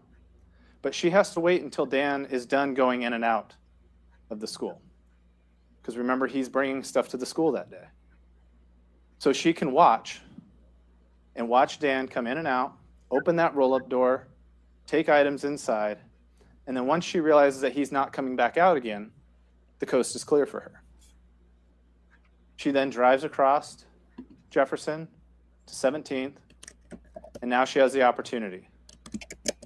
Now at this point, we're probably down to just a few minute window, because if she's watched Dan do a couple of things, we only have a few more minutes. So she can walk into the school at that point, walk through the roll-up door, navigate the building, find Dan in the back room, and shoot him. Now, I'm sorry, are we moving on to the next video? I didn't want to skip too far ahead there. So you know it's a small window of time, and we'll talk in a little bit about what that means if this is somebody other than Nancy Brophy. But she has a small window of time. Now, when we see Dan arrive, I'm sorry, I don't want to lose my place. Which slide are we going to? Right, okay. So at 7:28, you see Nancy Brophy, as we said, and you've seen the video already, of Nancy turning off of 17 onto Jefferson. And that's a critical time, and it's a critical place where she's at. You know, she's in front of the Culinary Institute. And so once she admitted that she was the one that was driving, I asked her, well, isn't it possible if you don't remember that you went into the building like you did a few weeks prior? Nope, not possible. Well, are you sure? I mean, you don't remember. So isn't it possible? I just wanted to see if she would acknowledge that she could go into the building. Nope, not possible. Well, how do you know you didn't go inside and kill him and you don't remember? Not possible, I know it in my heart. She can't remember anything, but she knows in her heart that she couldn't have done it. And what she does remember is later on that morning, all the phone calls. So after she leaves town,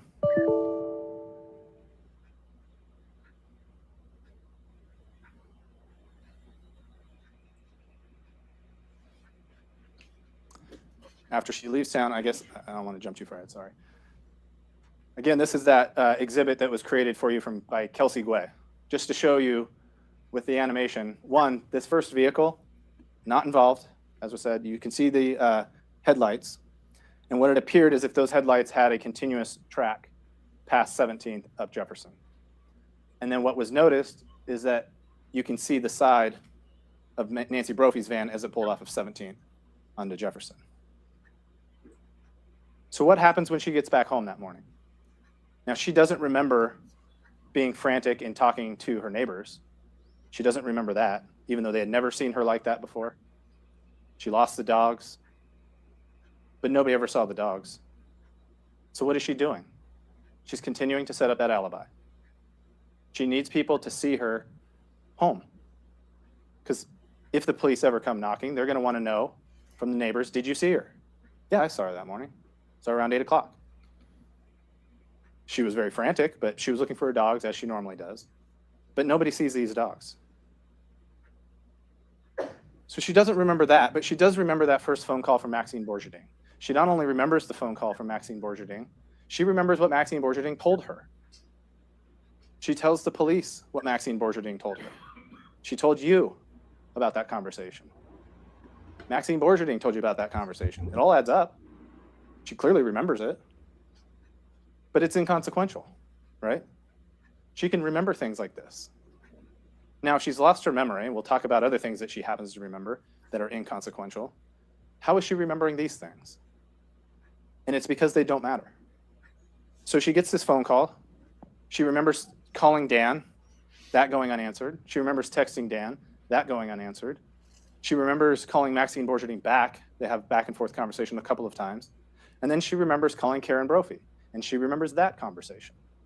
And she remembers that Karen told her, you need to go downtown. And she says, oh, yeah, okay, I do need to go down there. Now, why that's interesting is because here's some more lies by Nancy Brophy. She said to the detectives that when that phone call and that text message was unanswered, I knew something was wrong, and so I left. But that's not true. She didn't get an unanswered text from Dan, jump in the car, and drive downtown. It's just not true. It was quite a while before Karen Brophy insisted that she go down there. And you remember Nancy's response when Karen first told her that she needed to go down there, or asked her if she was going to go down there. Nancy didn't want to go down there because there was going to be too much police activity. So it's not until Karen prompts her to go down there. Now, what else does she remember? She remembers getting dressed. She remembers getting in her van. She remembers driving downtown, white knuckling on the way down there, playing with the radio. She remembers where she parked. She remembers getting out of her car, walking up to the police tape, interacting with police officers, being let in. She remembers all that. She remembers being hugged by the police officer. She remembers interacting with the detectives. She remembers getting into the police detective van. And she remembers where the detectives were even sitting. She remembers all of that because it's inconsequential. Now, one thing else she told you that she remembered is that before she got in that van, she knows she was not told that Dan Brophy was dead at that moment. She assumed, is what she told you. She assumed that based on how everyone was acting, everyone was looking at her, that Dan must be dead. Now think about this for a moment. She's this cognitive individual. She's the thinker, the planner, the researcher. Dr. Best told you, that type of person is not somebody who stands idly by. They ask questions. What's going on? Where is he? Is he okay? Somebody tell me something. Nothing. Didn't ask a single question. Didn't ask anybody. Is Dan okay? Where is he? And why? She doesn't need that information. She already knows. She knows he's dead. She knows exactly where he is. She doesn't need that information. So she gets before she gets in the van, what else does she do that she remembers? She calls Karen, or Karen calls her, I can't remember. But she talks to Karen, and she tells Karen it's Dan. Dan's gone. Now, she doesn't know with 100% certainty that Dan is dead. Why in the world would you tell his mother that her son has been murdered? Because what if you're wrong? Nancy thought that was hilarious. We would laugh about it for years. It would be so funny. Sickening. She's telling somebody that their child is dead. But she doesn't really know. Now, why can she make a statement like that? Because she knows. She's very confident. I can tell Karen because I know. There's no chance that they're going to come back and say, actually, there's been a mistake. It's not Dan. So she can tell Karen that with certainty. And again, I'll just reiterate at this point, when she's going into that van, what they're telling her, they're treating her like a grieving widow at that point. Not a suspect. They're treating her like a 67-year-old woman who just lost her husband of 25 years. In fact, they take it so slow with her, they don't even tell her that it's Dan that's been killed until 7 minutes into the interview. And so what does she say about that? Is the audio not playing? Okay. Okay. Yeah, I kind of got that when everybody gave me the sad sack look. Yeah. So when they finally tell her, remember, no questions before this from her, no questions in the first 7 minutes. You have 2 homicide detectives talking to you. She doesn't have a single question. So they finally tell her, they break it to her slow, hey, we think that it's Dan. Dan's the one that's been killed. Oh, I figured. I kind of figured based on the sad sack look from others. That's her reaction. She just found out, supposedly, her husband of 25 years, who she adores, who they spent their entire case trying to convince you that they loved each other so much and their relationship was so perfect that she couldn't fathom Dan being gone. She just finds out that this man is gone. Oh, I figured. Now, does she need to burst out and cry? No. Everybody responds to trauma differently. You all probably individually respond differently. But oh, I figured, that's it. And to her questions, again, no questions, until over 40 minutes into the interview. 40 minutes into the interview, she says, where is he? It's an interesting question. Had to think about that one a lot. Why would she ask that? Well, it's probably the only question she doesn't know the answer to at that point. She doesn't know if they've moved him, if he's gone out of the building. She probably genuinely was curious. Where is he? And that's it. The only other question she has was he shot with an AR-15? No indication as to why you would ask a question like that.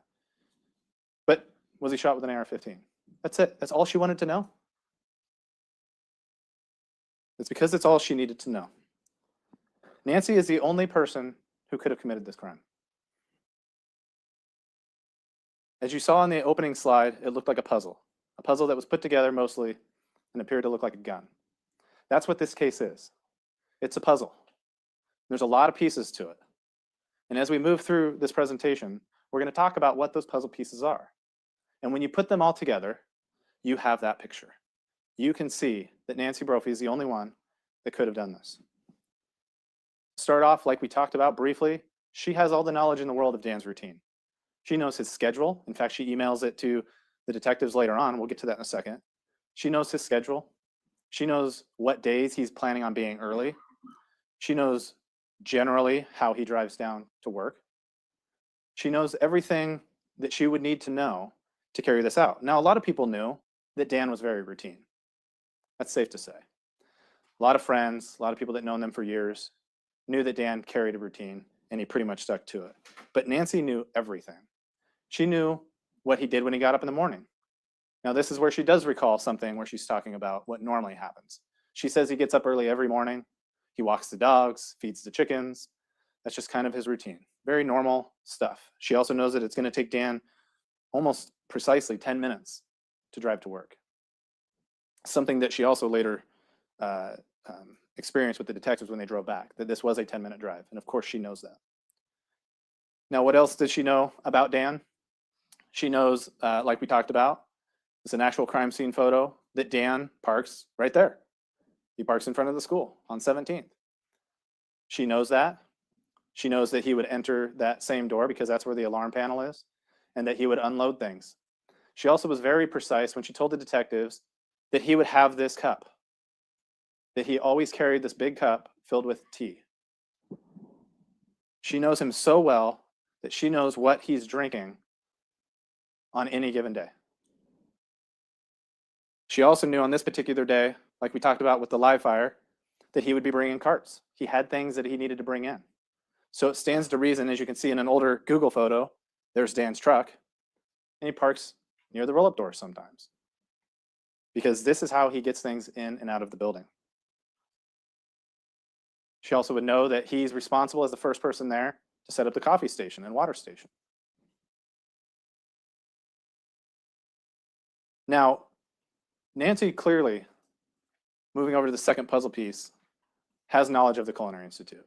You've seen the map. You've seen people talk about it. So specifically, I asked Nancy, well, is there anywhere in this building you haven't been? And all she could really say was, I haven't really been in this area and these little storerooms. It's kind of the only place she wasn't really familiar with. She admittedly, here in court, knows this layout.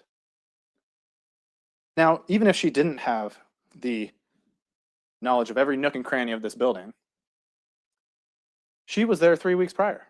She told the detectives that. She told you that on the stand. Now, what I'm presenting to you is that either, I think this is less likely, she went down there at 7:30 in the morning that morning to kill Dan and was interrupted. Somebody was there. So she had to just, well, I'm just here to use the bathroom. I was meeting a client. I'm leaving. I think that's less likely given the time frame. But it certainly could have been a dry run. She doesn't go to the Culinary Institute at 7:30 in the morning. Just doesn't happen.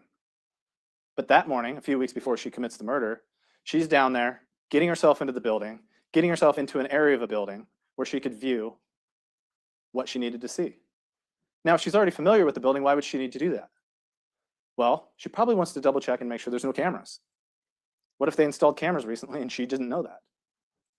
So that afforded her an opportunity to go inside that building, which Dan let her in, if you recall, and to go use the restrooms, take a peek around, make sure that when she comes back to kill Dan, that she is going to be fine, that she's not going to be seen. Now, what she also knows about the Culinary Institute is that nobody's going to be there on Saturday. Dan's going to be the first one there. Nobody's going to be there. Yeah, the custodian only comes in on Sunday. And as you saw, discussion of the alarm panel, Yadu was not there on Saturday. He did not come there and clean that morning. So she knows Dan's going to be there alone on Saturday. That's why she has to do it on a Saturday. So when we come back out and we look at, did I skip over? When we're looking at what she would have seen when she comes in that roll-up door. Remember, we talked about the Culinary Institute. We talked about it being a labyrinth. It's very confusing. Look at what she would have seen when she walked in the roll-up door, or what a stranger would have seen. Now you see on the left there, you see the roll-up door, and the right is a picture once you step inside that roll-up door and looking into the Culinary Institute. So just to be clear, looking at the roll-up door, and then on the right, that's looking in. It's not obvious where you would need to go to get into the rest of that building. You can see up there, there's a door on the left, and then straight ahead, clearly a cooler door, but nonetheless another door, but a door on the left. But as you walk up towards those doors, just to the left is this very narrow hallway. This hallway right here, which you heard some testimony of. This door is usually closed because this is not an area that the students are really supposed to be in. But Nancy's familiar with this. Nancy knows that she can access the rest of the building by walking down that hallway to the main area. And when she gets to this hallway, she can head straight back. This is that coffee station right here. And that's the kitchen where Dan is.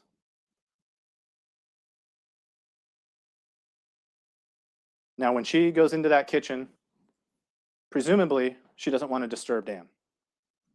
If he's standing at the kitchen sink, preparing the ice and the water, she doesn't want to disturb Dan. And clearly he's not disturbed. It doesn't appear he turned around at all. It doesn't appear that there was any interaction. But think about this. She knows that even if she got his attention, he's not going to be disturbed by that. He could very well have turned around and looked at Nancy, knows her, loves her, trusts her, turn his back to her, and go back to what he was doing. There's no risk for Nancy disturbing Dan and having this go wrong. Now, when you look at what kind of opportunity Nancy had, this kind of builds on the last section. What kind of opportunity did Nancy have to actually carry out this murder? She has the knowledge of his routine. She has the knowledge of the Culinary Institute. So what kind of opportunity did she actually have? Well, again, this is the email that she sent to Detective Posey laying out Dan's schedule. Take a close look at the highlighted area there. We know he's killed on Saturday, June 2nd. Dan only is going to be working 2 more weekends. And then he's going back to days. So she has a very narrow window. She has to carry it out this weekend, June 2nd, or she only has the 16th, I'm sorry, the 9th or the 16th. That's it. So why choose the 2nd? Well, one, she has 2 more weekends in case something goes wrong, but it's also her best chance to have the most time because it's the live fire and it's the time that Dan's supposed to be there early. Picking June 2nd wasn't a mistake or a fluke or luck. It was intentional. It was all part of her plan. Now, as the weekend class, she knows the weekend classes are going to end. So like I said, she comes down there a few weeks earlier, probably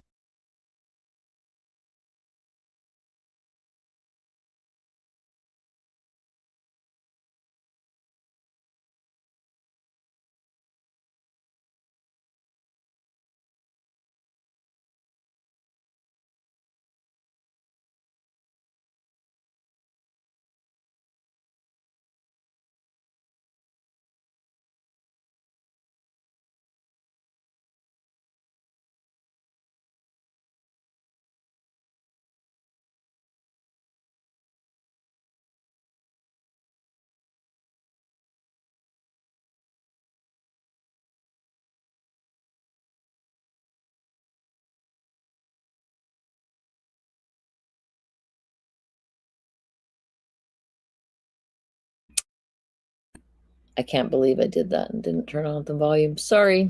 I was eating, so I wanted to mute so you didn't hear me eating chips. Sorry.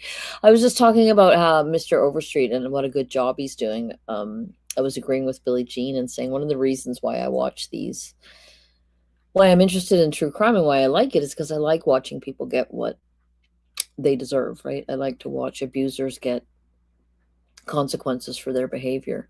But one of the other things that I really like is prosecutors like Mr. Overstreet, like Brad Bloodworth, like Georgia Kappelman, like Trina Kay. Was it Trina Kay from the Lori Vallow trial? Just seeing these people who care so much, right? And who care how much they care as much as I care. And I find it very rewarding to see the literal antithesis of these horrible abusers up there, demonstrating how to be a mensch, basically. And yeah, I think he's doing a spectacular job. Sorry about the mute situation before. I hate it when that happens. Sorry. probably to do a little bit of recon, make sure everything's in place and that she's going to be good. So think about that when we talk about opportunity. Is she the only person in the world that had an opportunity to kill Dan? Could somebody have randomly walked in that 6-minute window and shot Dan? Is it physically possible? Yes. You have to think about what reasonable doubt means, though. Reasonable. Is it reasonable that a random person over Nancy Brophy is the one who did this and had the opportunity to do it? Now, just because somebody has the opportunity doesn't make them the killer, of course. But think about a random person in this scenario. A random person who gets lucky in the 6-minute window. They walk through the roll-up door. They apparently have no intentions of stealing anything. They walk through this door, navigate their way this way, head back, find Dan, do not confront him, do not startle him. Think about that. Had Dan just turned and, what is this person doing? We'd have a much different crime scene. There's no sign of a struggle. There's no sign of a robbery. Nothing. So this person would have had to get lucky enough to be able to walk into this kitchen, not have Dan even turn his head, to be able to shoot him in the back. Then once Dan is paralyzed and laying on his back, staring at the ceiling, walk over to him again and shoot him in the chest. random person, no motive. That's what you'd have to believe. And it's just simply not reasonable. So what else is defense trying to get you to believe? They spend a great deal of time talking about a gentleman named Oscar Taylor. So is it Oscar Taylor? Well, Oscar Taylor's in the area. Yep. Again, he has no knowledge of the interior of the Culinary Institute. No evidence to suggest he knows Dan.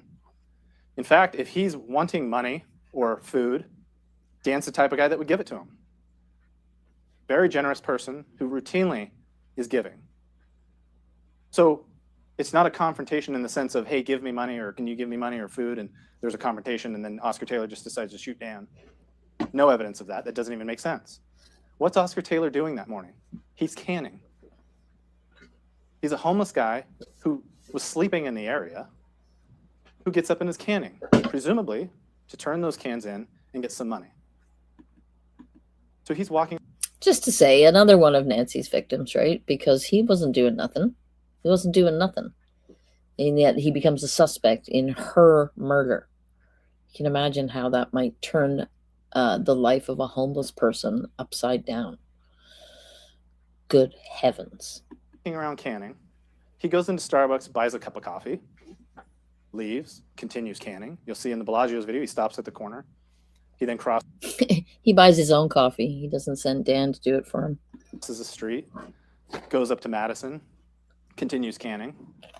Now, what defense will have you believe here is at this point, he sees Dan arrive, he follows Dan in, murders him, doesn't take the $66 from his pocket, doesn't take his wallet, doesn't take his phone, doesn't take his car keys, doesn't disturb anything in the school, walks back out of the school, and goes back to canning. Because Miranda Bernhard told you when she arrived at 7:29 and she came around the corner, she saw somebody matching the description of Oscar Taylor on Madison Street canning. Now, defense said, well, but this is a criminal. This guy, he commits robberies. So Detective Merrill says, well, yes, he has committed robberies before. Never uses a gun.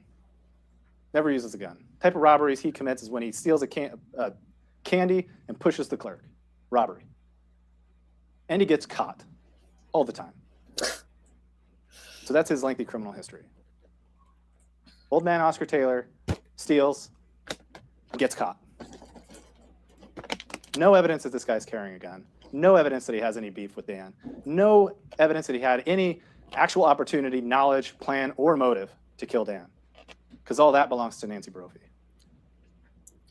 Now, you were just instructed about fears and biases that you might have that you have to leave outside of the courtroom, leave outside of your deliberations. Your fears and biases are exactly what the defense attorneys are asking you to do. You should be offended. They're asking you to consider the black guy in the neighborhood as the killer without any evidence. They want you to consider the stereotypes that happen in this country about black people and guns. So many of these people do that, right? Oh, it was the two Mexican women that kidnapped me from Sherry Papini, and it was Zanny the nanny from what's her thing, Casey Anthony, and then it was it Diane Downs? Was it Diane Downs or Susan Smith, or both maybe, that blamed a black guy, a mysterious black assailant. It's very, very common of these people to be racist on top of all the rest of their appalling personality characteristics. That's what they're asking you to do, and you should be offended.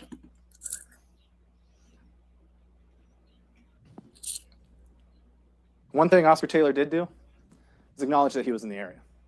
Yeah, I was there. Unlike Nancy Brophy. So what else do we have in puzzle pieces? I hadn't thought about that for a while. I had Robert tell us. He's one of my favorite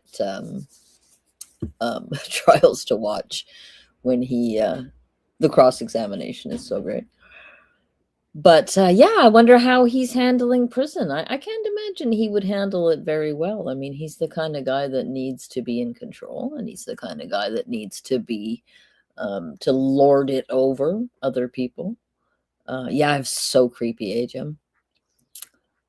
Susan Smith blamed the random black carjacker, says Cappy Cappy Cappy. Yeah.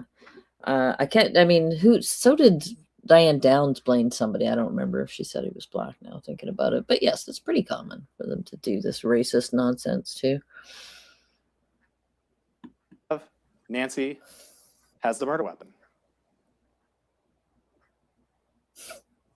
When she gives this gun to the police, what did the police tell you? It's out of battery. Okay, what does that mean? Well, it means the slide wasn't put back on the right way. What should that gun look like when it has a zip tie on and the slide and barrel is put back on correctly? It should look like this. Slide and barrel should be back off of the back of the frame. It shouldn't look like that. Now, why was that interesting to the police?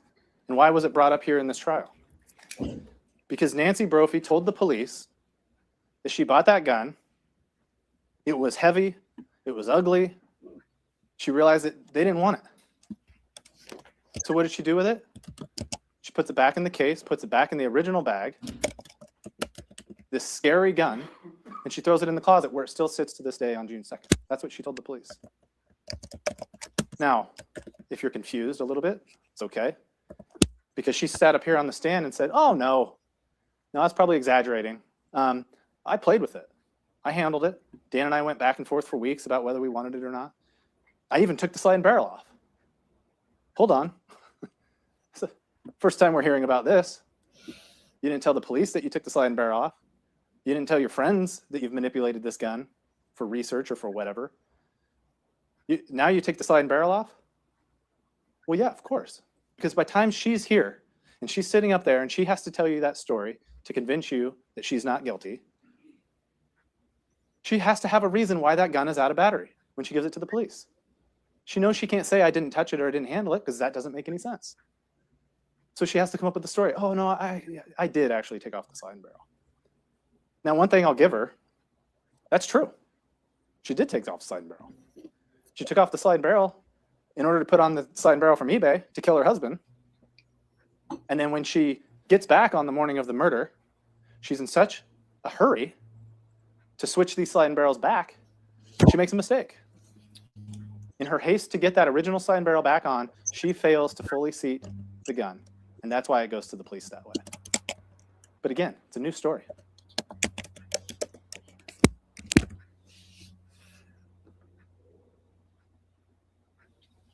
So knowing Nancy has capability, having the murder weapon, how did we get here? We need to go back and look at how the plan all started. Now, just briefly, I'll touch on this. Nancy Brophy, I think, could be described as it was by Dr. Warford, an intelligent person, somebody who thinks things through. Miss Brophy talks herself about how she does research for her books, how she plans out whole books in her head. But then she got on the stand and she took this position of, I don't plan. I don't plan things. I'm not a planner. I just roll with it. Why would she tell you that? It's such a bizarre thing to say when everything that we know about her would indicate that's exactly who she is. But she can't sit up here and say that she's a planner to you, because if she's not a planner, then how could she plan a murder? But she's lying to you. She is a planner. She ran a catering company. You're going to tell me somebody who's running a catering company doesn't plan? Don't plan for how much food you're going to need? Plan your staff? Plan the times? Plan everything you're going to... She was the owner. It's not like she just worked there. She ran 25 employees, I think. $500,000 in business. But doesn't plan anything. Just doesn't make sense. It's another one of Nancy's lies. Judge, I forgot to ask you. Do you want us to find a place to break? I could probably do that in a few minutes. Sure. Okay. Actually, probably now would be better. All right. Why don't we take our morning break and let's be back on the record at 5 after 11.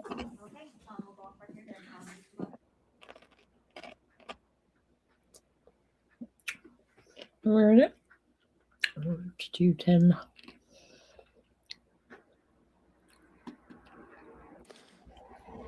All right, so before the break, I started to talk to you about, now that we know that Nancy has the knowledge and we know that she has the opportunity, we're going to talk about planning and how we got to where we are. And I talked to you about Nancy being known for a planner. I want to walk you through a timeline, though, and what's going on with the Brophies at this time.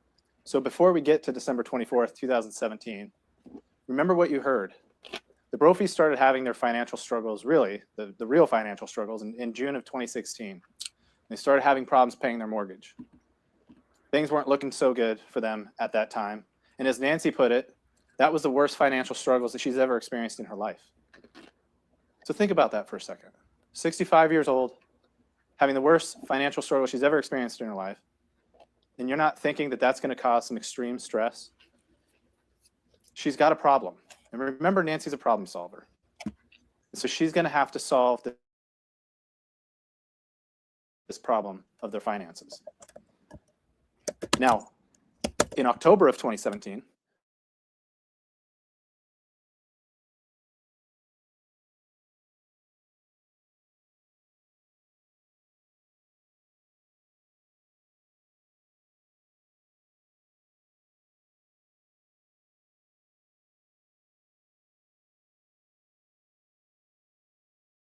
it's forced savings, but then they're just drawing the money out against it.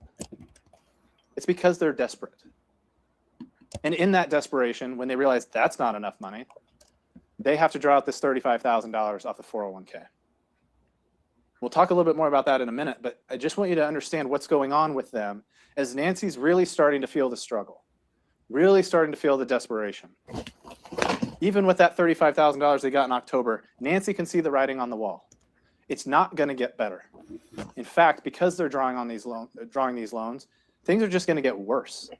They're going to be in a worse financial situation when that money's gone. And Nancy knows that. So what does she do in November of 2017? She gets online. She has an idea in her head. And she starts looking for guns. Now, once she's thought about this idea that, well, there's a lot of life insurance money here, I'll get the house.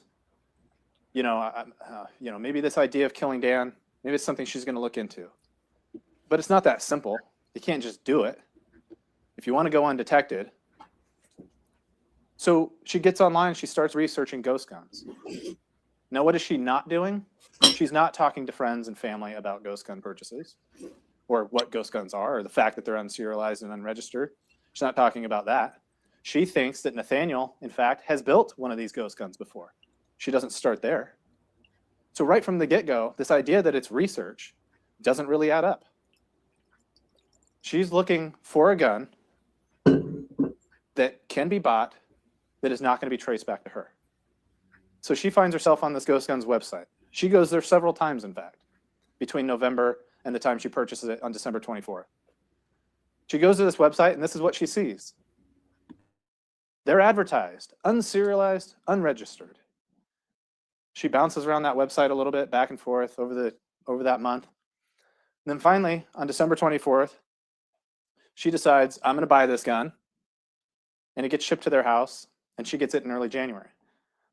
And as we stare in these pictures, one thing to keep in mind, she paid over $600 for this ghost gun, a gun that she could have walked down to the gun show if she wanted a complete gun or a gun store. And as she showed you, she bought a Glock 17 fully intact for about $500. So she's overpaying for a gun because it's unserialized and unregistered. Now, where did we find that gun? Nancy said she packed this box, and inside this box are scarves, purses, and GK. There's a couple takeaways from this photo. One is it clearly says purses, and the detective said, I found purses in there. Now think about back to Nancy's testimony when I asked her a pretty innocuous question. Do you carry a purse? Seems pretty simple. Doesn't seem loaded at all, does it? But Nancy was thinking 2 steps ahead of me because she's intelligent. She wants to manipulate the situation. So what does she do? She jumps ahead and says, well, nope, I don't carry a purse. Very adamant to you that she does not carry a purse. She just keeps everything in her bra. Now, one, she clearly has purses. Doesn't mean she carries one every day. I'm not saying that. She clearly has purses. But why didn't she want you to think that she carries a purse? because she's thinking ahead and she doesn't want the implication to be that she walks into the Culinary Institute with a gun in her purse, because that's how she could carry that in there without anybody seeing it, which is precisely probably what she did. But she wanted to make sure that you didn't think that this is a person that carries a purse. And so how could she walk into the Culinary Institute with a gun and have it go unseen? The second takeaway from this photo is she marks the box GK.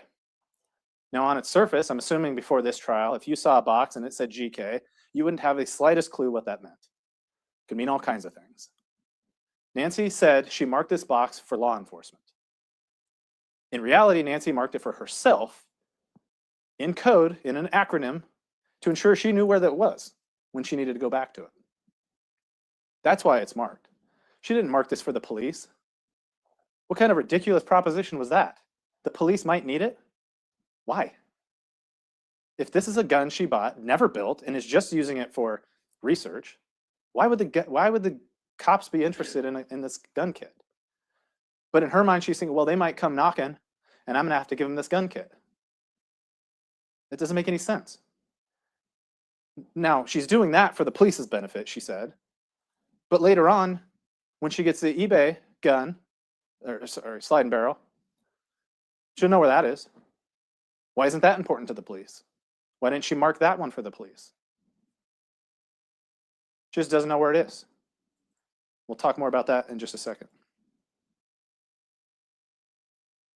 Now, what's going on with the ghost gun? How is this fitting into the plan? Well, in Nancy's mind, this is great. I'll get this ghost gun. It's unserialized, unregistered. The only way police would ever know I had it is if they tracked down my banking somehow, but why would they do that unless there was some other evidence? So I can just build this ghost gun. I have a murder weapon. I can get rid of it. If somebody finds it, there'll be no way to tie it back to me. If somebody finds this completed gun in a river, in a field, buried somewhere in the trash, they pick it up. Because it's unserialized and unregistered, it's tied to no one. It's a great plan. The problem for Nancy is she underestimated how difficult it was going to be to build. As you saw when we passed around that baggie of parts, that was just one baggie. There are several in that box. Now the slide and barrel is completely intact. But she had to build that lower unit. She didn't have the equipment. She said, I don't have the drill press, and Dan said, we don't have the drill press. And she didn't have the skills. She just didn't possess the skills. Now she doesn't need to abandon the ghost gun completely. She can then switch gears because now she has an unserialized and unregistered slide and barrel that's fully intact. She can switch gears and say, well, I'm going to go and buy legitimately a full firearm. Now, what she's doing in the meantime, before she buys that full firearm, and this is very important, she's doing some Google searching. And look at January 29th, kickback with Glock. Now, at this point, she doesn't own a full gun yet, right? She just has the gun kit that she did not build. So on January 29th, she's Googling kickback with Glock. Now, what is going on with Nancy at that time that she's Googling this? She sat up here and told you, I bought that gun kit, but I wasn't ready to write yet. She wasn't doing any research towards that book. So Googling kickback with Glock is not research. Now, is it because she's about to buy a full gun? Well, she told you that she didn't decide to buy a full gun until the Parkland school shooting on February 14th. So why is she searching kickback with Glock in January? In fact, searching 2 times for kickbacks and kickback with Glocks on January 29th. Now, what did she tell you she learned about the kickback with Glocks? She told you that she learned at the gun show that the Glock 17 has less of a kickback, easier to handle, better for a woman. That's what she said. Now, she probably didn't actually learn that at a gun show, though there may have been some discussion about it, because she's already Googled it. She knows back on January 29th that a Glock 17 is going to have less kickback. If she goes to those websites that are coming up, she's probably learning that Glock 17s have less kickback. Why does that matter? Because when she goes to the gun show, although she says I'm looking for a Glock 19, she's probably looking for a Glock 17. Because now she knows it has less kickback. And she thinks that's the difference between a Glock 17 and a Glock 19. Not realizing that the barrels are slightly different length. As you saw, I held these up in court when Nancy was testifying.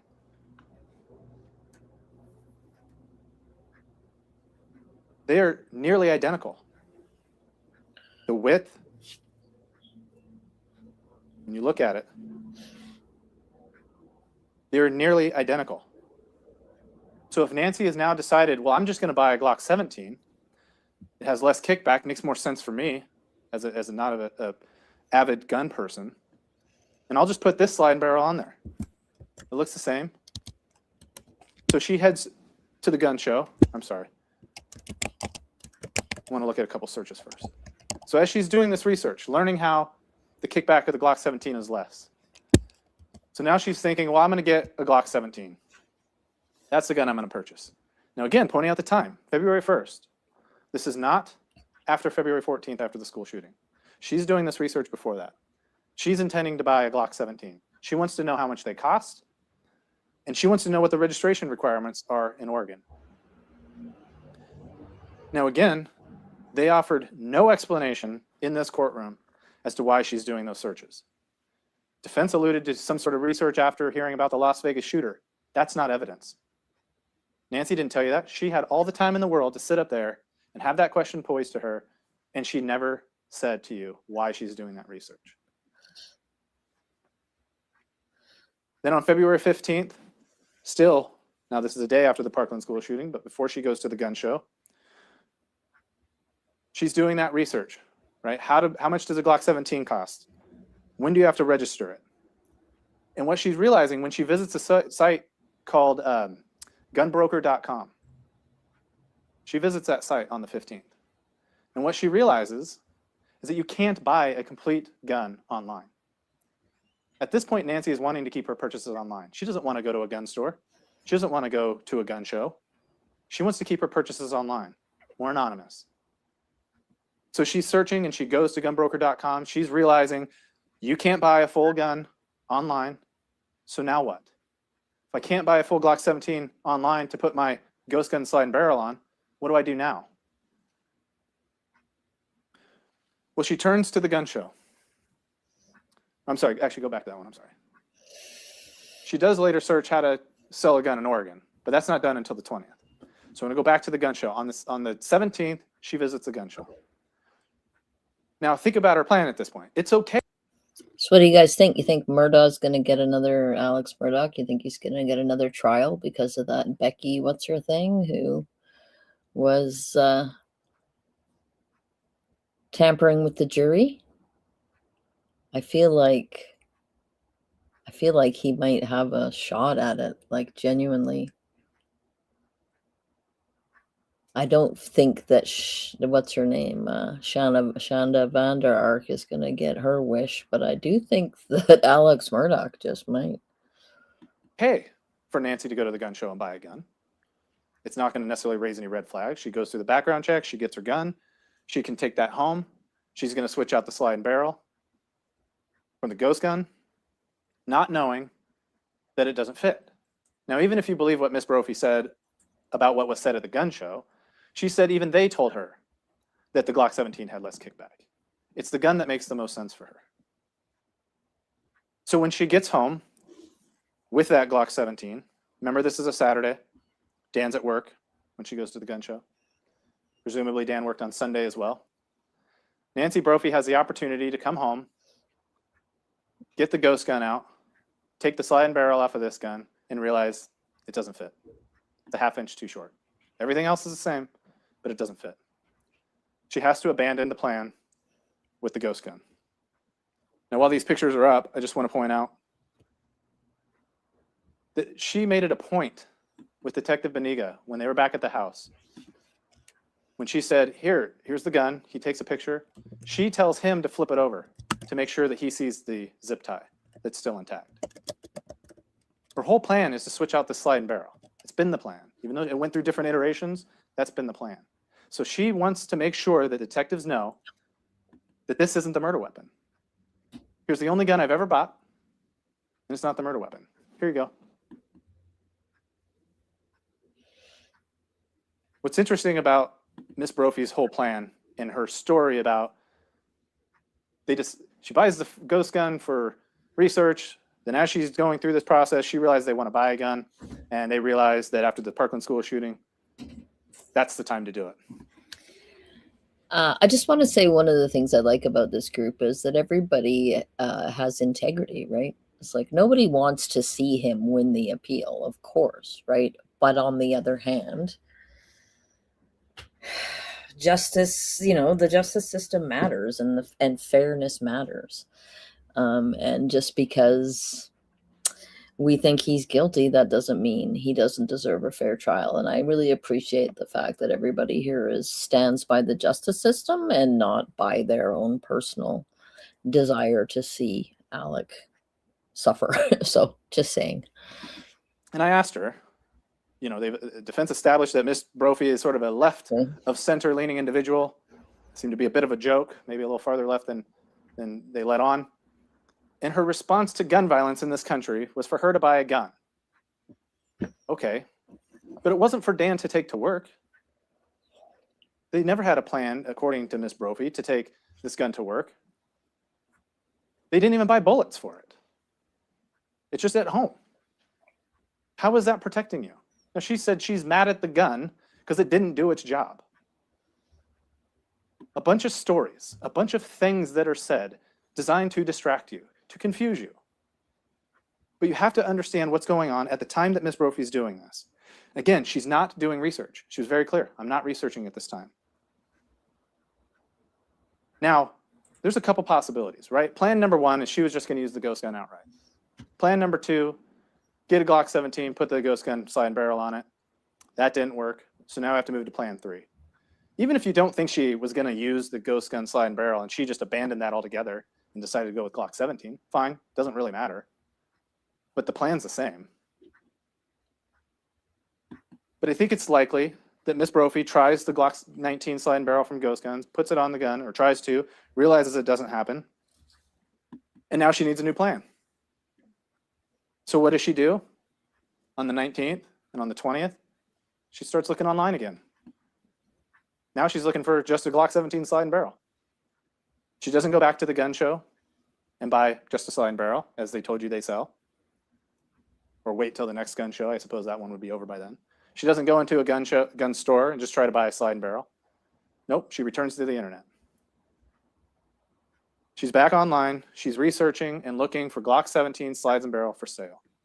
Now, she tells you, now we're back to writing, right? Because whatever benefits Miss Brophy in this courtroom here, she's going to bounce around. Writing, I'm preparing for my own safety, and then I'm back to writing just days later. But she just told you, I'm not researching. So what's interesting about this theory, right? She has this gun. She has a fully intact slide and barrel that she told you she removed, so she knows how to do it. And she has a slide and barrel that she can manipulate all she wants. But she said she doesn't want to use this one. Really without much of an explanation. Something about didn't want to take it apart because she wouldn't be able to put it back together. Something like that. I think she's more or less talking about the lower frame. That is very complicated. But why not the slide and barrel? It's metal. What is she going to do to it? So because of that, because it's they just want to leave this one alone, I'm just going to buy another identical piece of firearm part. She's doing that while she owns this, right here in the kit. And what are you going to do with this? What are you going to do with this? That's it. That's what she was so afraid of doing? She was going to ruin it? Going to ruin this? This is what she wanted to buy. She had to spend another $300 and something so that she could have another one of these. And she owns two of them. And what did she tell you at that point? Because that doesn't sound good, right? Doesn't sound good for Nancy. Well, I was obsessed with guns at this point. So this person went from hating guns, so much so that when she was married to a cop, she didn't allow a gun in the house. Now, that was a long time ago, fair enough. Fast forward, never owned a gun, didn't have any desire to own a gun, didn't talk to friends and family about guns, didn't go to family members who had guns and ask them for help and maybe show me some guns, doesn't go to the friends that clearly have guns that could have shown her. She doesn't go to the gun stores to look at guns. She doesn't just go to the gun show to look at guns. She went there just to buy one. She doesn't go to Threat Dynamics where they have 75 guns available for rental to check out what kind of gun you would want. She just goes 0 to 100. Now I'm buying guns, now I'm buying gun parts because I'm obsessed with guns. It makes no sense that at 67 years old, she decided to become a gun nut. Just like that. Spending over $1,500 in gun parts and guns when they don't have any money. Making sure she's paying those insurance premiums, but they don't have any money. They're not paying their mortgage, but she's buying guns. It doesn't make any sense. And why are you buying the exact same parts that you already own? And oh, it's the one part that has not been recovered. The one piece. And what does Nancy have to say about that? Don't know. Don't remember. You know where all your other gun parts are. You're a gun nut. You know what's going on, but you just don't. I haven't seen it. Didn't bother asking any questions. Hey, who took that? Call up your friends and your family who are in the house. Hey, somebody take a gun part? It's missing. The police might want it, like she said about the ghost gun. Maybe they might want to see that. So what's going on at the time that she buys this sliding barrel? Then What's happening? Remember, she goes on a retreat. She goes on a retreat to Rockaway Beach, where she discloses to her friends on that drive that she's developing some story, even though, according to her on the stand, she was not. She's developing some story, and she bought a ghost gun. The big revelation. She bought a ghost gun. And the defense is asserting, well, why would she tell anybody she had a ghost gun if it was part of the murder plan? Because by the time she's going on the retreat, it's not. It's not part of the plan at all anymore. She's abandoned it. By the time she's on that retreat, she has purchased the gun at the gun show, and she's actively bidding and nearing completion of the sliding barrel on eBay. New plans in place. She can disclose the ghost gun. Probably pretty smart too, right? What if the cops do discover that purchase? That might look really bad. So you tell friends about it. Hey, I bought this ghost gun. But she doesn't do it before that. She doesn't tell people after she bought it, hey, I bought this ghost gun for a present for myself on Christmas Eve while my husband's at work. She didn't tell anybody about it until that retreat. And then she doesn't tell anybody else about it until sometime between, I think the testimony was between March and May. That's the only time she discloses the ghost gun. At that point, after that retreat, she's now not only has the knowledge and the opportunity, but now she's got a pretty solid plan. She can take this gun, swap out the sliding barrel, shoot her husband, swap out the sliding barrel again with the original, knowing that it's not going to be traced back, and just get rid of it. Just get rid of the sliding barrel from eBay. It doesn't require a background check. It's not registered anywhere, just like the ghost gun. It's not traced anywhere. So if somebody finds that sliding barrel in the bottom of a river or somewhere else, nobody's going to know who it belongs to. It's a decent plan. So when we look forward to what that plan finally looks like, you go back to the timeline. She's got the knowledge, she's got the motive, the opportunity, and she's got this plan that's developing and it's nearing completion. The only thing Nancy doesn't have is really any experience with firearms. She said she doesn't handle them her whole life, and she's never sought out really any plan to use firearms. She got to practice. You can't just walk in the first time shooting somebody in the back and it be the first time you're pulling the trigger. She's got to practice. Now, she told you I never bought any ammunition. She told the police she never bought any ammunition. She said you just put it away and never used it. However, her research would suggest that she did a lot of searching for YouTube videos on how to disassemble, clean, load a firearm, load a Glock specifically. Now, there was a search term on March 26th that came up that appeared that Miss Brophy was searching for how to load a Glock 9mm. Now, you heard the defense expert say, well, not sure she was actually searching that at that time because it was like this download of 1,000 items about the same time. And so I asked, well, it doesn't mean she didn't search for it, right? It just means it happened sometime prior. Yes. Okay, fair enough. I'm not asking you to believe that that search happened at 10:13 a.m. on March 26th. I'm not asking you to do that. It probably happened sometime prior. But the bottom line is, the takeaway point here is, It happened. She searched had a loaded Glock 9mm. Also, she probably didn't need to. I mean, magazines are pretty simple. You put a bullet in, push it down, put another one in. It's not that hard. But assuming she didn't know how to do it, she at least had the opportunity at some time prior to this March 26th.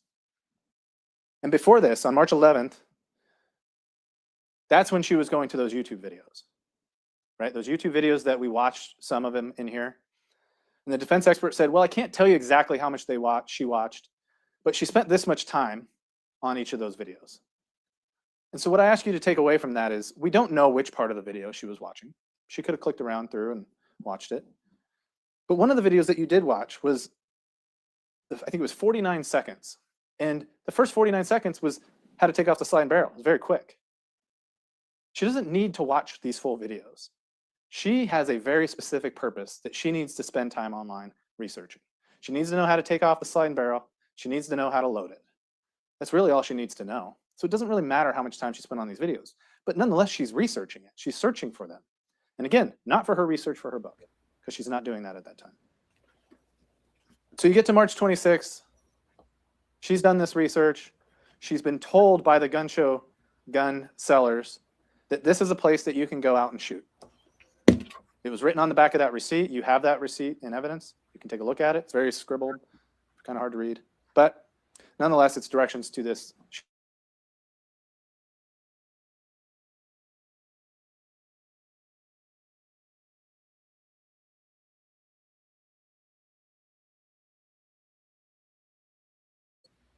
At a firing range right there. She didn't do that. Why? Because she has to check in. She has to give them her ID. There'll be evidence that she went to a place to go practice shooting. And that doesn't fit with her narrative that she hated the gun and she didn't want it anymore and that she just put it away. So she can't go somewhere where she's going to have to check in. So she goes out to this place on the 26th. Now it's pretty obvious her phone is tracking out Highway 26 as it heads out to this area.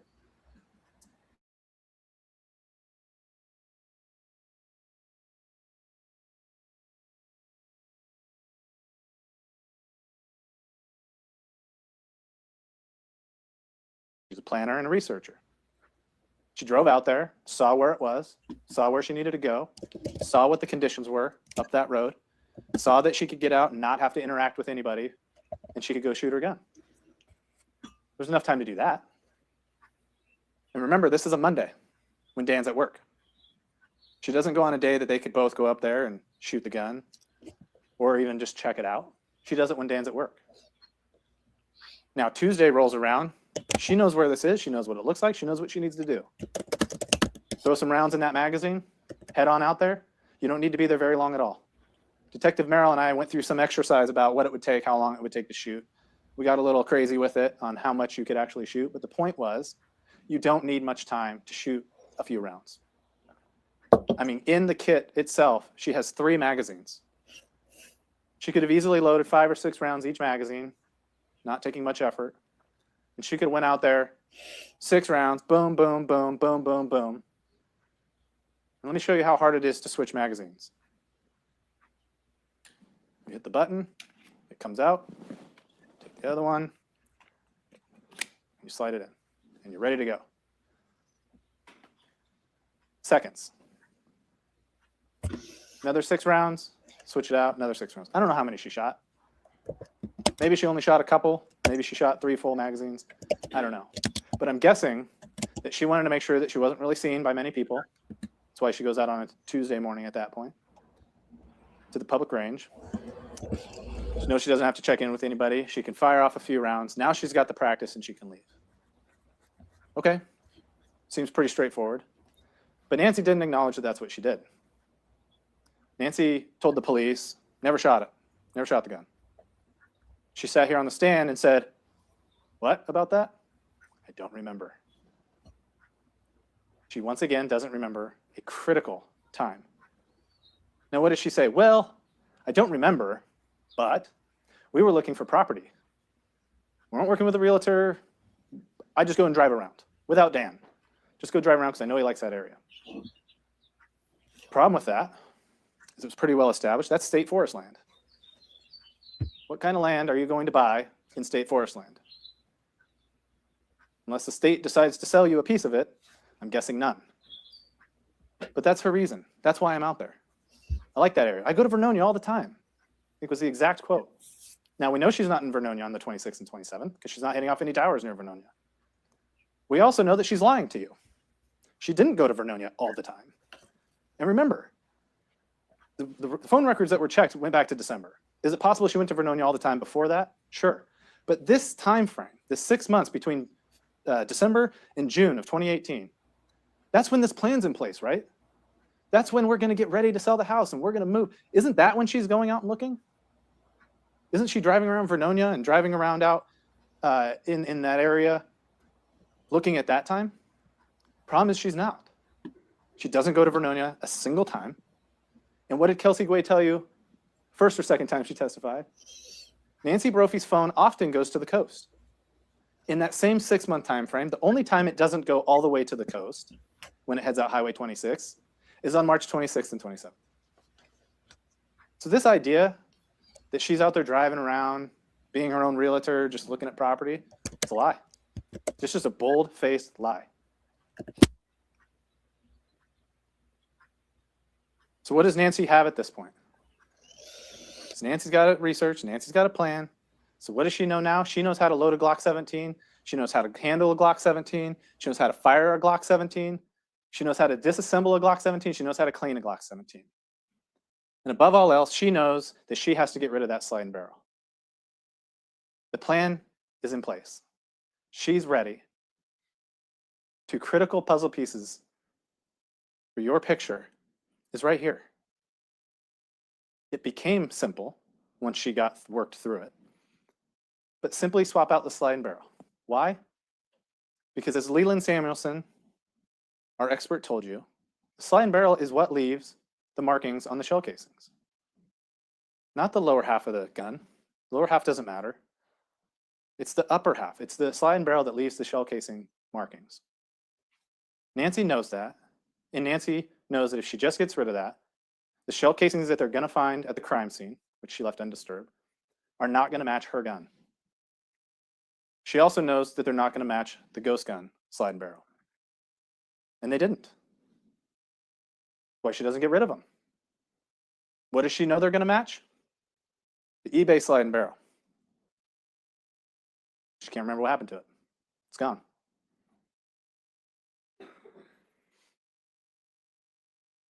Alrighty.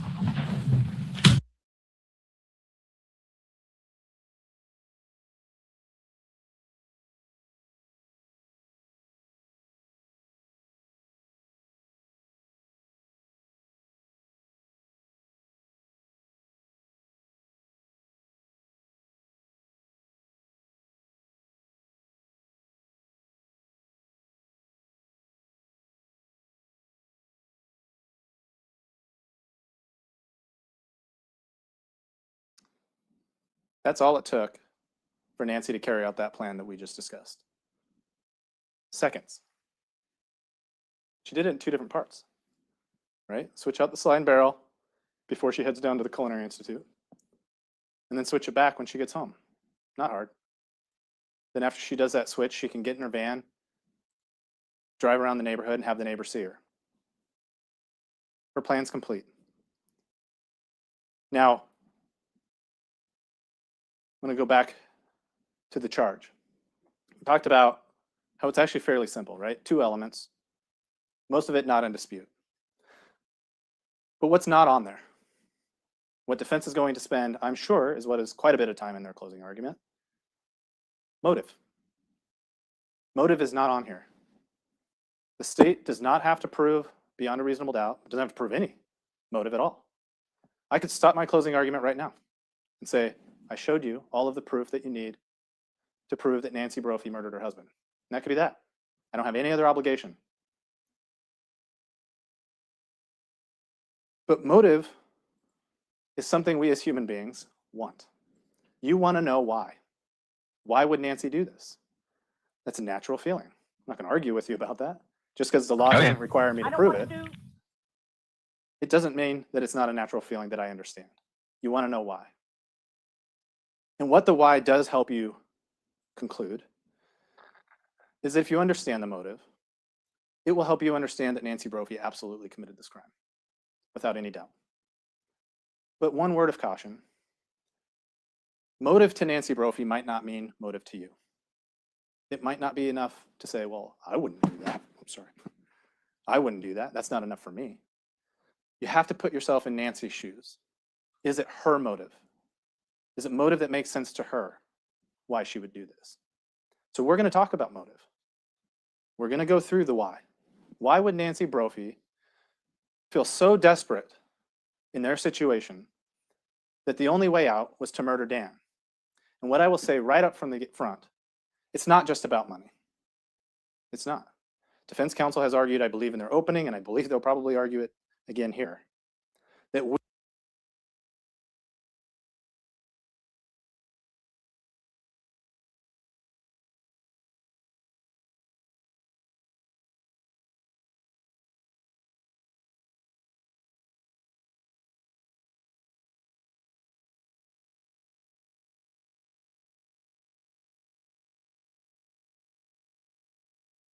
we are coming from the position that Nancy Brophy only murdered her husband because of life insurance. And that's not true. I'm not putting that forward. That was a piece of it, but there's so much more to it than just the money. So I'm going to briefly talk about life insurance. I'm sure you are all sick of hearing of life insurance. So I am not going to belabor it, I promise you. But I do have to point out a couple of things, and some that aren't necessarily even related to life insurance, but within the life insurance context. So the first thing is what kicks off this idea that there's life I insurance don't at want all. to do. Go ahead. Okay. I don't want to do. But this may give you a laugh this afternoon. I don't want to be the stupid question of the day, but I think I need to be the stupid question of the day. So Okay. my insurance company said, well, just have the detective write a letter that you're no longer a suspect. And I said, man, I just don't know that he's there.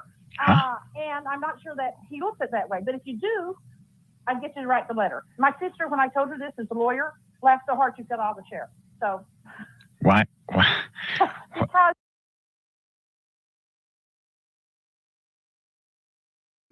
Sorry, this is literally 4 days after his death. And she is talking about her sister laughing so hard she fell out of her chair at the thought of getting a letter exonerating her of the murder to give to the insurance company. So that's a good look, Nancy, you weirdo.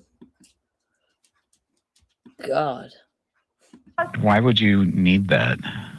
because they don't want to pay if it turns out that I secretly went down to the school and shot my husband.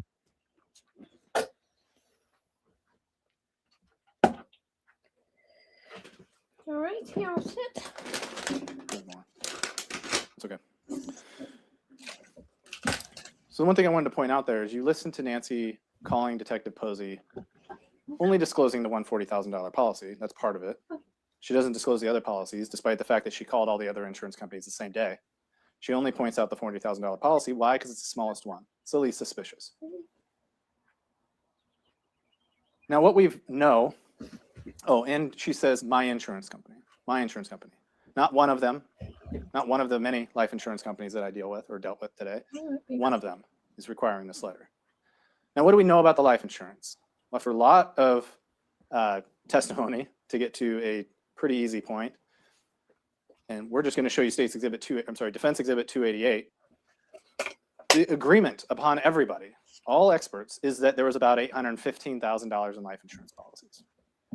And what was available to Nancy upon Dan's death was about $809 because of that loan that they had previously taken out against one of their life insurance policies. So this is not in dispute. There's $809,000 in life insurance available to Nancy upon Dan's death. So if you look at the fidelity policy,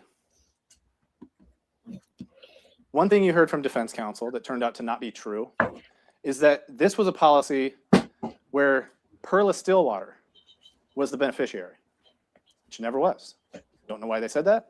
Don't know what that's supposed to mean. But who it really was Nathaniel, Daniel's son. until Nancy decided that Nathaniel shouldn't get any death benefit if Dan were to die, and she changed it to her own name in 2015. So now Nathaniel gets nothing, and Nancy gets another $100,000. You go to the Forester's policy. As I mentioned earlier, real briefly, this is the policy that they claim to have cash value, forced him to save for retirement, and had that forced savings component, and this was going to be part of the big plan. First of all, it's a $40,000 policy. For it to really be of any value, even though it's not a lot, $91,000, Dan had to live to 90. That can't be part of the retirement plan. And even if he did, it's just not that much money. And they mishandled it. Nancy would draw loans against this. And what did she tell you about those loans? I just didn't pay them back. So then you look at the Americo policy. Now this is the one that was $100,000, had a $25,000 accidental death rider on it. And this is the one that seemed to be the biggest part of the retirement plan, supposedly. And the reason it was part of the big retirement plan was because if Dan were to live to 78, they would get their premium back. That's it. $63,000, they would get it back. So you have to keep this policy for 19 years to get your money back. And that's the savings plan that they chose.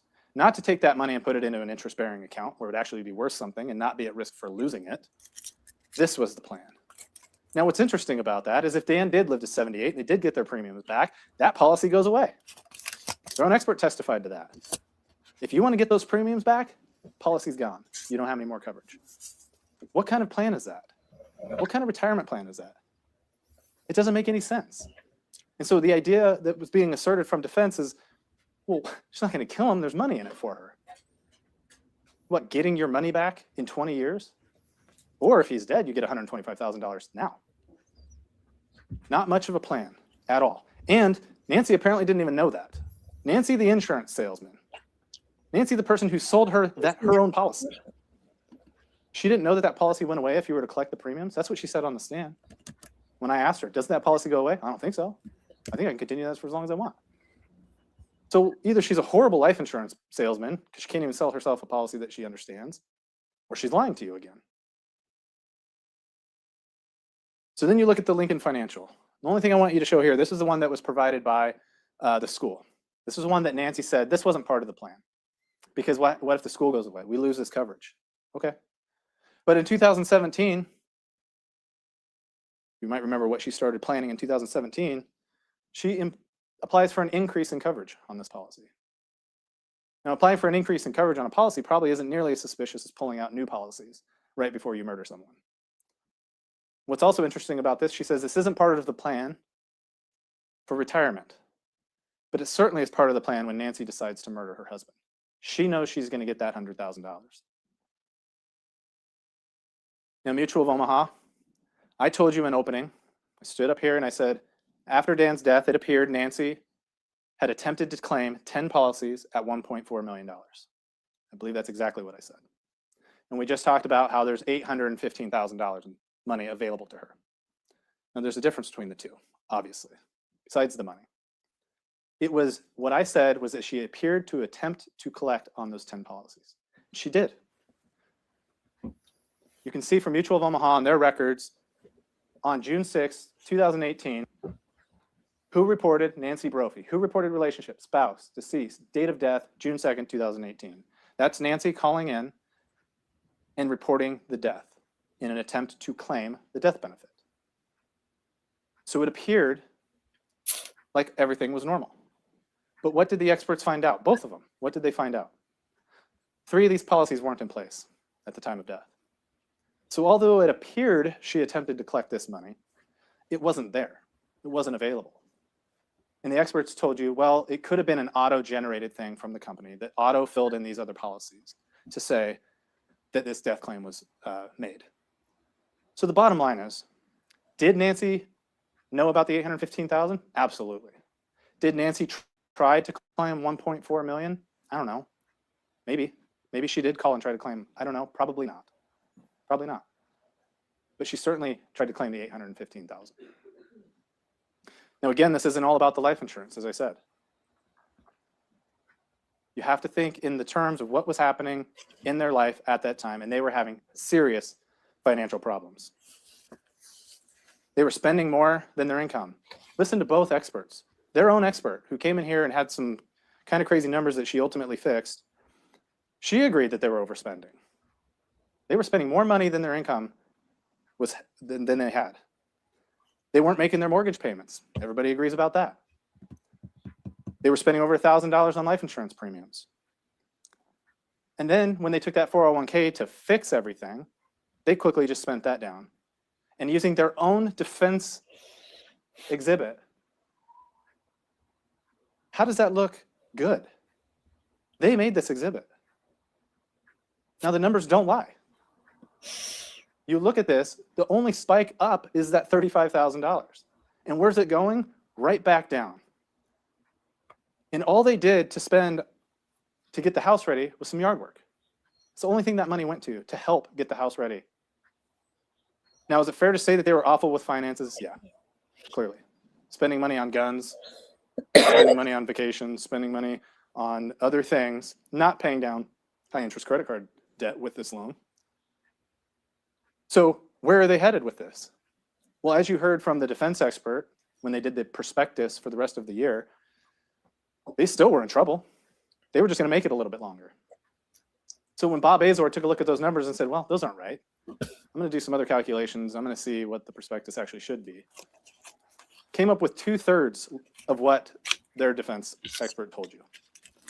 And Bob Azor sat up here and told you they were going to be out of money by August at the rate they were going.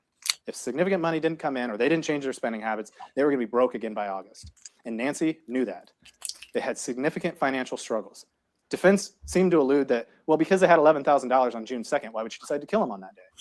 She didn't decide to kill him on June 2nd. The decision was not made on June 2nd. The decision was made long ago, looking at the bigger picture that they were in serious financial trouble. Nancy didn't want to live like this anymore. The worst financial struggle she's been in her life. She's 67 years old. Nothing's changing. Everything looks bleak.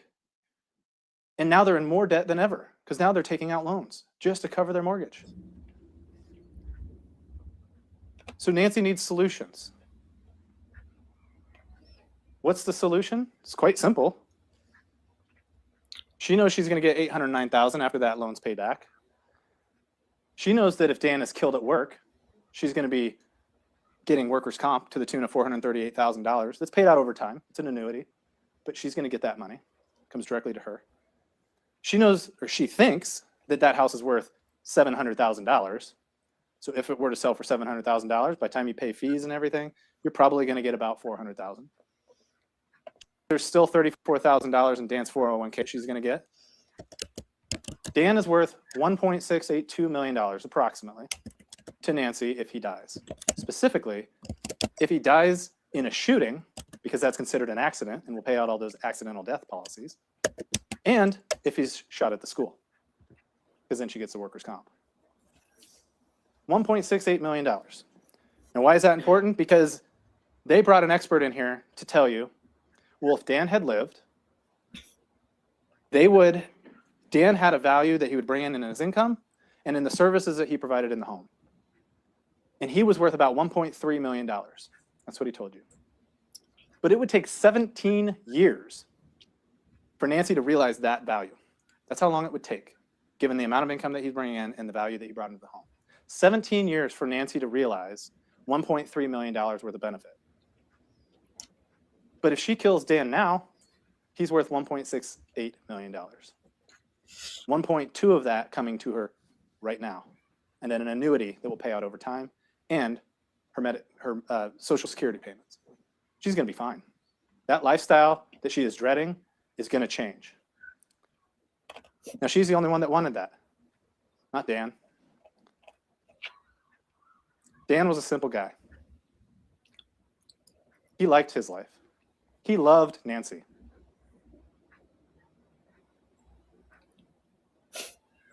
He didn't want to change that. He liked his chickens, as you heard many times. Loved his garden. Probably was open to getting the garden cleaned up. Probably was open to getting the yard cleaned up. So he can go back to gardening. Sarah Gitchell even sat here and told you that he wanted a few more years in that garden. He had good soil. He wanted to keep going. Even after they cleaned up that yard a little bit, right back to gardening. Dan loved those coastal trips. He loved mushroom hunting. Most of all, he loved teaching. Loved his students. Was a mentor to how many people? Loved in the community. Dan didn't want to leave that. You didn't hear from a single person who sat up here and said Dan wanted to change. Dan wanted to leave teaching. Dan couldn't do it anymore. Nobody said that. In fact, you heard the opposite. Nancy wanted all this for them. Nancy didn't want this lifestyle. She wanted to be an expat. She wanted to move to Portugal. Not Dan. In fact, Nancy wanted something so differently, something that Dan couldn't give her. Can you imagine Nancy in Europe being the quintessential traveling American who's completely oblivious of the fact that that they're taking up all the air in the room and nobody wants to hear them talk anymore? She had him take on another job, not to help out a friend, for money. Nancy knew there's financial struggle. She saw an opportunity for Dan to work more and bring in more money to maybe alleviate the finances. And so Dan goes to work at Avamere, and he's working both jobs. And what did you hear? What did that do to him? It was running him into the ground. He was exhausted. Nancy even commented several times to people that Dan was changing. Yeah, he's tired. Working all the time. So yeah, does he come home and lay on the couch a little bit more? Watch a little bit more TV? Probably. Is that what Nancy wants? No. She wants Dan to do stuff for her. Maybe Dan wasn't cooking as much for her as she liked. Maybe Dan wasn't giving her enough attention. This wasn't working for Nancy. We were making jokes the other day because she made some comment, Nancy made some comment about her and Dan going to the Orient.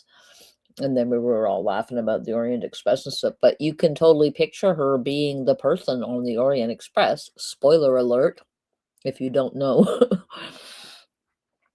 They all done it in the Orient Express. Everybody was the killer because the person that they killed was so objectionable. So yeah, I can totally picture her on the Orient Express getting murdered for being an obnoxious American. Dan was a problem. This isn't just about money, it's about the lifestyle. And Dan couldn't give it to her.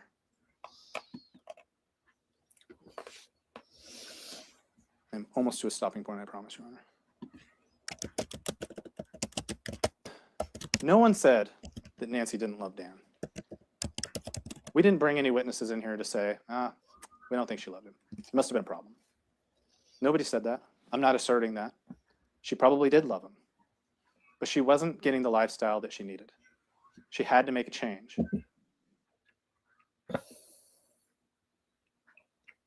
Defense made a big deal about compromises. Well, if Nancy wants to move to Portugal, Dan doesn't, maybe they'll just take some trips, more trips. That was the compromise. I think once we finally got to an understanding of what compromise meant, if you remember, we think that that's probably the final compromise. And that's what was going to save this whole situation. So we got this money now, we got this plan, and we're gonna compromise. Those trips aren't Portugal. Those aren't lavish trips out of the country. The farthest they went out of the country was to Vancouver. Then they went to Malibu or Monterey Bay, went to an aquarium, took a cooking class. And then their next big trip was to Mount Rushmore. That's not good enough for Nancy. Nancy needs Portugal. Nancy wants more. These little trips aren't going to do it. As I said, this murder is not entirely motivated by money. It's that lifestyle change that that Nancy needed to have. And as you heard from Dr. Warford, as I've mentioned several times, Nancy is a problem solver, and Dan has become a problem in her life. She needs to change it, and there's no other way. And divorce is not an option. Nancy even said that on the stand when we talked about divorce. Divorce is expensive. What is Nancy going to get after a divorce? They split half their earnings, or I'm sorry, half their stuff. The house sold for $565,000. Yeah, I would agree. It ultimately sold for that. After you pay realtor fees and after you pay off the mortgage, there's maybe a couple $100,000 left. They're going to split that. So she gets 100 grand. That's her plan. She's not going to get the lifestyle she wants. It's all she gets is 100 grand out of this. Divorce was not an option for Nancy. The only way that she could live the lifestyle that she wanted was to murder Dan and be entitled to upwards of $1.6 million. I will save my next section for after lunch if you'd like to break, Your Honor. Unless you'd like me to How continue. much further do you think it'll take? Rough estimate. 30 minutes, 20, 30 Okay. minutes.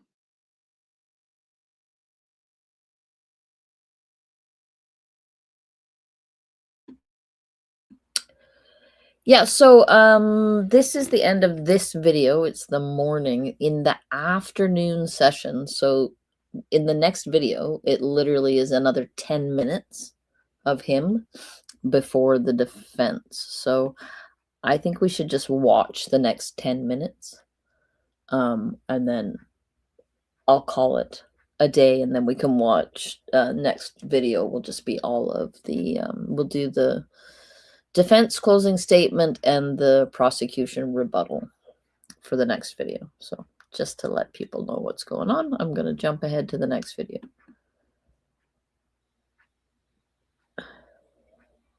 And it, oh yeah, sorry. It starts like the video started late, so it jumps right into it. He's already talking. This out. And although motive is not an element and nothing that needs to be proven, we still talked about the motive that Nancy Brophy had to kill Dan. Now, defense spent some time in their opening statement, and I'm certain they're going to spend some time in their closing argument, saying, well, that motive is bogus because they had this retirement plan. They weren't in financial trouble. They had this plan moving forward that was going to save them, bring them out of the worst financial situation that they've ever had. Now, what did they tell you about this plan?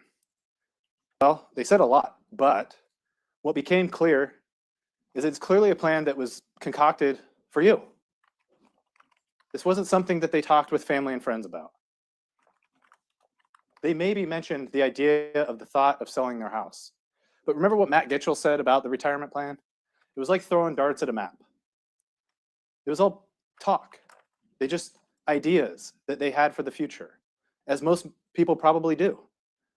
Even younger than the Brophies, they talk about their future. But there was no concrete plan, as defense would have you believe. And they point to that to say, well, because of this retirement plan that they have, that means they don't have any financial struggles. And so why would she need to kill Dan? It's really the only thing that defense can point to say, well, there's no need. But you have to remember, nobody knew about it. They just created this for you. And they pull little bits and pieces throughout time to show you that this must have been the plan. But the problem with that is Dan clearly had no intentions of retiring, as we've very well established. Dan wasn't going along with this plan. Doesn't appear that he knew about any plan that they were retiring. In fact, the only two people that you heard from that mentioned an actual plan, Dan retiring at 68 or 70, what the plan was moving forward, you heard from two people that told you there was a plan. Do you remember who those were? They were two defense experts. Not friends, not family. Two paid defense experts that got all of their information from the defense. One of them even said, well, I assumed they asked Nancy for this information. That's the only time you heard of an actual plan. Sorry, I just want to stop for a second and admire the man, because just literally from all accounts, he was just a prince of a man. And yeah, I think it's clear that he loved his chickens. So there he is. Dan the man Brophy. What was that plan? Their big plan was they were going to subdivide this property. Now, when I say they're taking little bits and pieces from their history within the past year, let's say, and then they're building a story around it for you. Because they did talk to somebody about the possibility of subdividing the property, right? They talked to Richard Frymark. He testified and said, I'm an old acquaintance of Nancy's. She approached me. She asked me about the possibility of subdividing the property. He had a little bit of information he provided to them and then gave them a list of names. Or I shouldn't say them, Nancy. He gave Nancy a list of names. One of those people was Nick White. He was an engineer that could potentially help with the process of subdividing the property. Now, Nancy got on the stand and said, yeah, I did talk to Richard Freimark. He gave me a list of names, and I called one of them. I called, she thought, she wasn't sure of the name. When I said the name Nick White, that sounded right to her. Something from KS Engineering, something like that is what she agreed to. And she said she talked to him about this, consulted with him about the possibility of subdividing the property. Then Nick White came in and talked to you. And Nick White said, never heard of her. Another Nancy lie. He not only never heard of her, he said he went back through their records, through their database to see, had anybody in this company talked to her? Had anybody had a conversation with her? Have they called in? Has there been any communication with this company and the Brophys? And the answer was no. So she takes these pieces, she builds upon them, thinking nobody's going to follow up. Nobody's going to follow up. Yeah, I called and talked to so-and-so. I talked to this person. Don't really remember his name, but we figured it out. And that person came in here and said, that's not true. It's because they got a little bit of information about how to subdivide that property, and it's very difficult. And they abandoned that plan. The reason you know that is because she also talked to her neighbor, Paul Johnston, who's a realtor. And Nancy talked to Paul Johnson about the possibility of subdividing the property like a neighbor did. And Paul told you, I got this sense through this conversation with Nancy that she wasn't interested. No further conversations about subdividing the property. So what are they talking about? They just want you to accept that this is a great plan to subdivide the property. They're going to make a bunch of money and everything's going to be fine. But it's not true. It's based on the premise of a single conversation with Richard Freimark, and everything else is a lie. What else did Nancy lie about in regards to these people? Paul Johnston. She told you that Dan and Paul Johnston had things in common like the garden. They shared sauces, they had conversations, that Dan and Paul Johnston knew each other, and friendly with each other. Nancy was there for conversations between the two of them. Another lie. Paul Johnston sat up here and said, I had one conversation with Dan.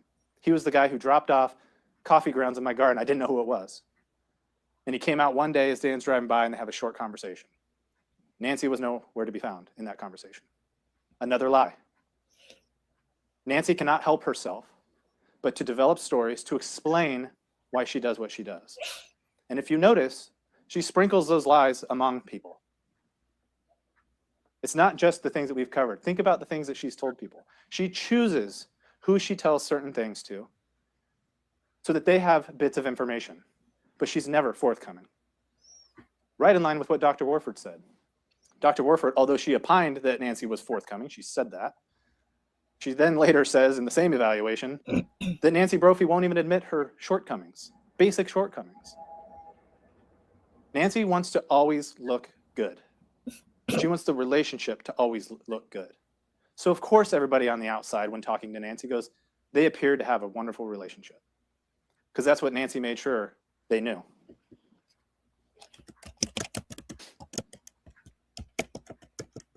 As I said before, you can look throughout this trial and you can point to many lies perpetrated by Nancy Brophy.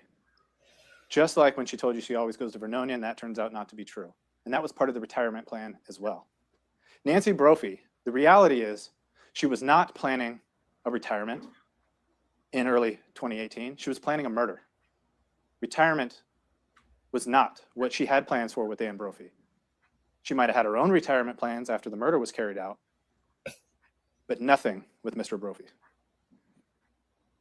When you go back to June 2nd and think about what happened and think about the stories that Nancy has told, just look at that timeline and look at that black bar right in the middle of the timeline heading from left to right. That's the time that Nancy doesn't remember, so she says. That morning she gets up in a scene on video driving around downtown. She doesn't remember that. She drives back home. She's seen by the neighbors. She doesn't remember that. All the way up to the point, of course, when she remembers the call from Maxine Bourgearding, which again, inconsequential facts. That's why she's able to remember them. Nancy suffers not from retrograde amnesia We're in tarot-grade amnesia.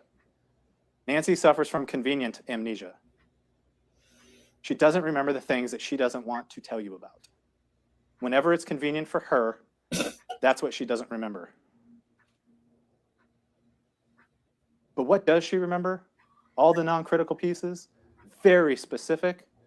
The call from Maxine Bourgeardin, the call to Dan, the call or the text to Dan, the calls back and forth to Maxine Bourgeardin, the calls to Karen Brophy, and the content of that call.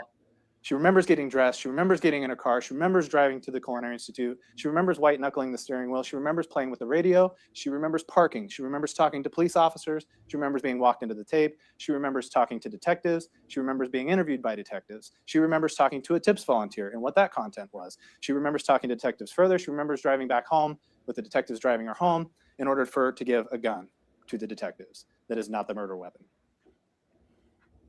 She remembers all of that, but nothing at a critical moment. Nancy murdered Dan Brophy on a day he would be alone, in a place where there are no cameras, in a place that would pay the most money upon his death. No one else had the knowledge that Nancy Brophy had. No one else had the plan that Nancy Brophy had, nor the opportunity, and certainly not the motive.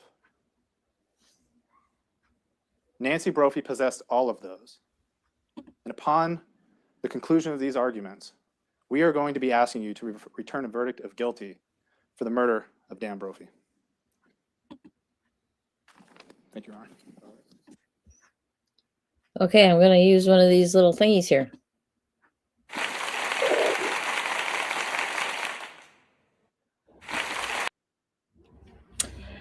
Yeah, amazing job. Yeah, so then for the, I think it's the rest of the afternoon, it's the defense, and then he does, I think, yeah, he does his rebuttal in the morning, and it's another, like, the defense does about 2 hours, and then he does about another half hour of rebuttal. So there's quite a bit to go. So we can look forward to that next time.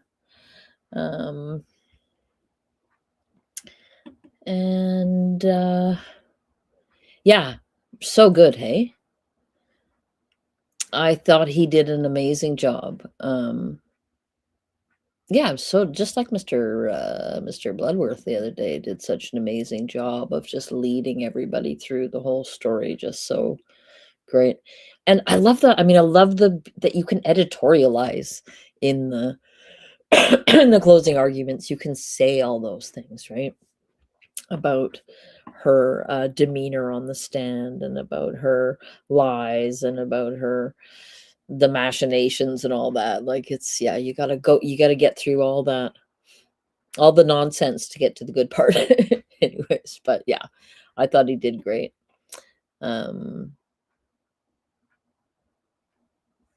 I do not know why she was not convicted of first-degree murder. That's a great question. And if Sigma was here, I bet she could tell us. Yeah, so great job, Mr. Overstreet. I think he's just fantastic. I will add him to my list of prosecutor heroes who I love. Yeah, so I think that's it for me today. We're just past 3 hours now, so I'm sure some of you have been here the whole way through. Thank you, everybody. Jem and Mary and Billie Jean and Ritz and Beth and everybody. Don't let me forget anybody. Cappy, and John Smith was here for a bit. Yeah, Mary Little Whiskers showed up eventually. Inner Psychic. Yeah, we always have a good time. Okay, I'm gonna say goodbye. I'm just gabbling now. So until next time, I shall love you and leave you.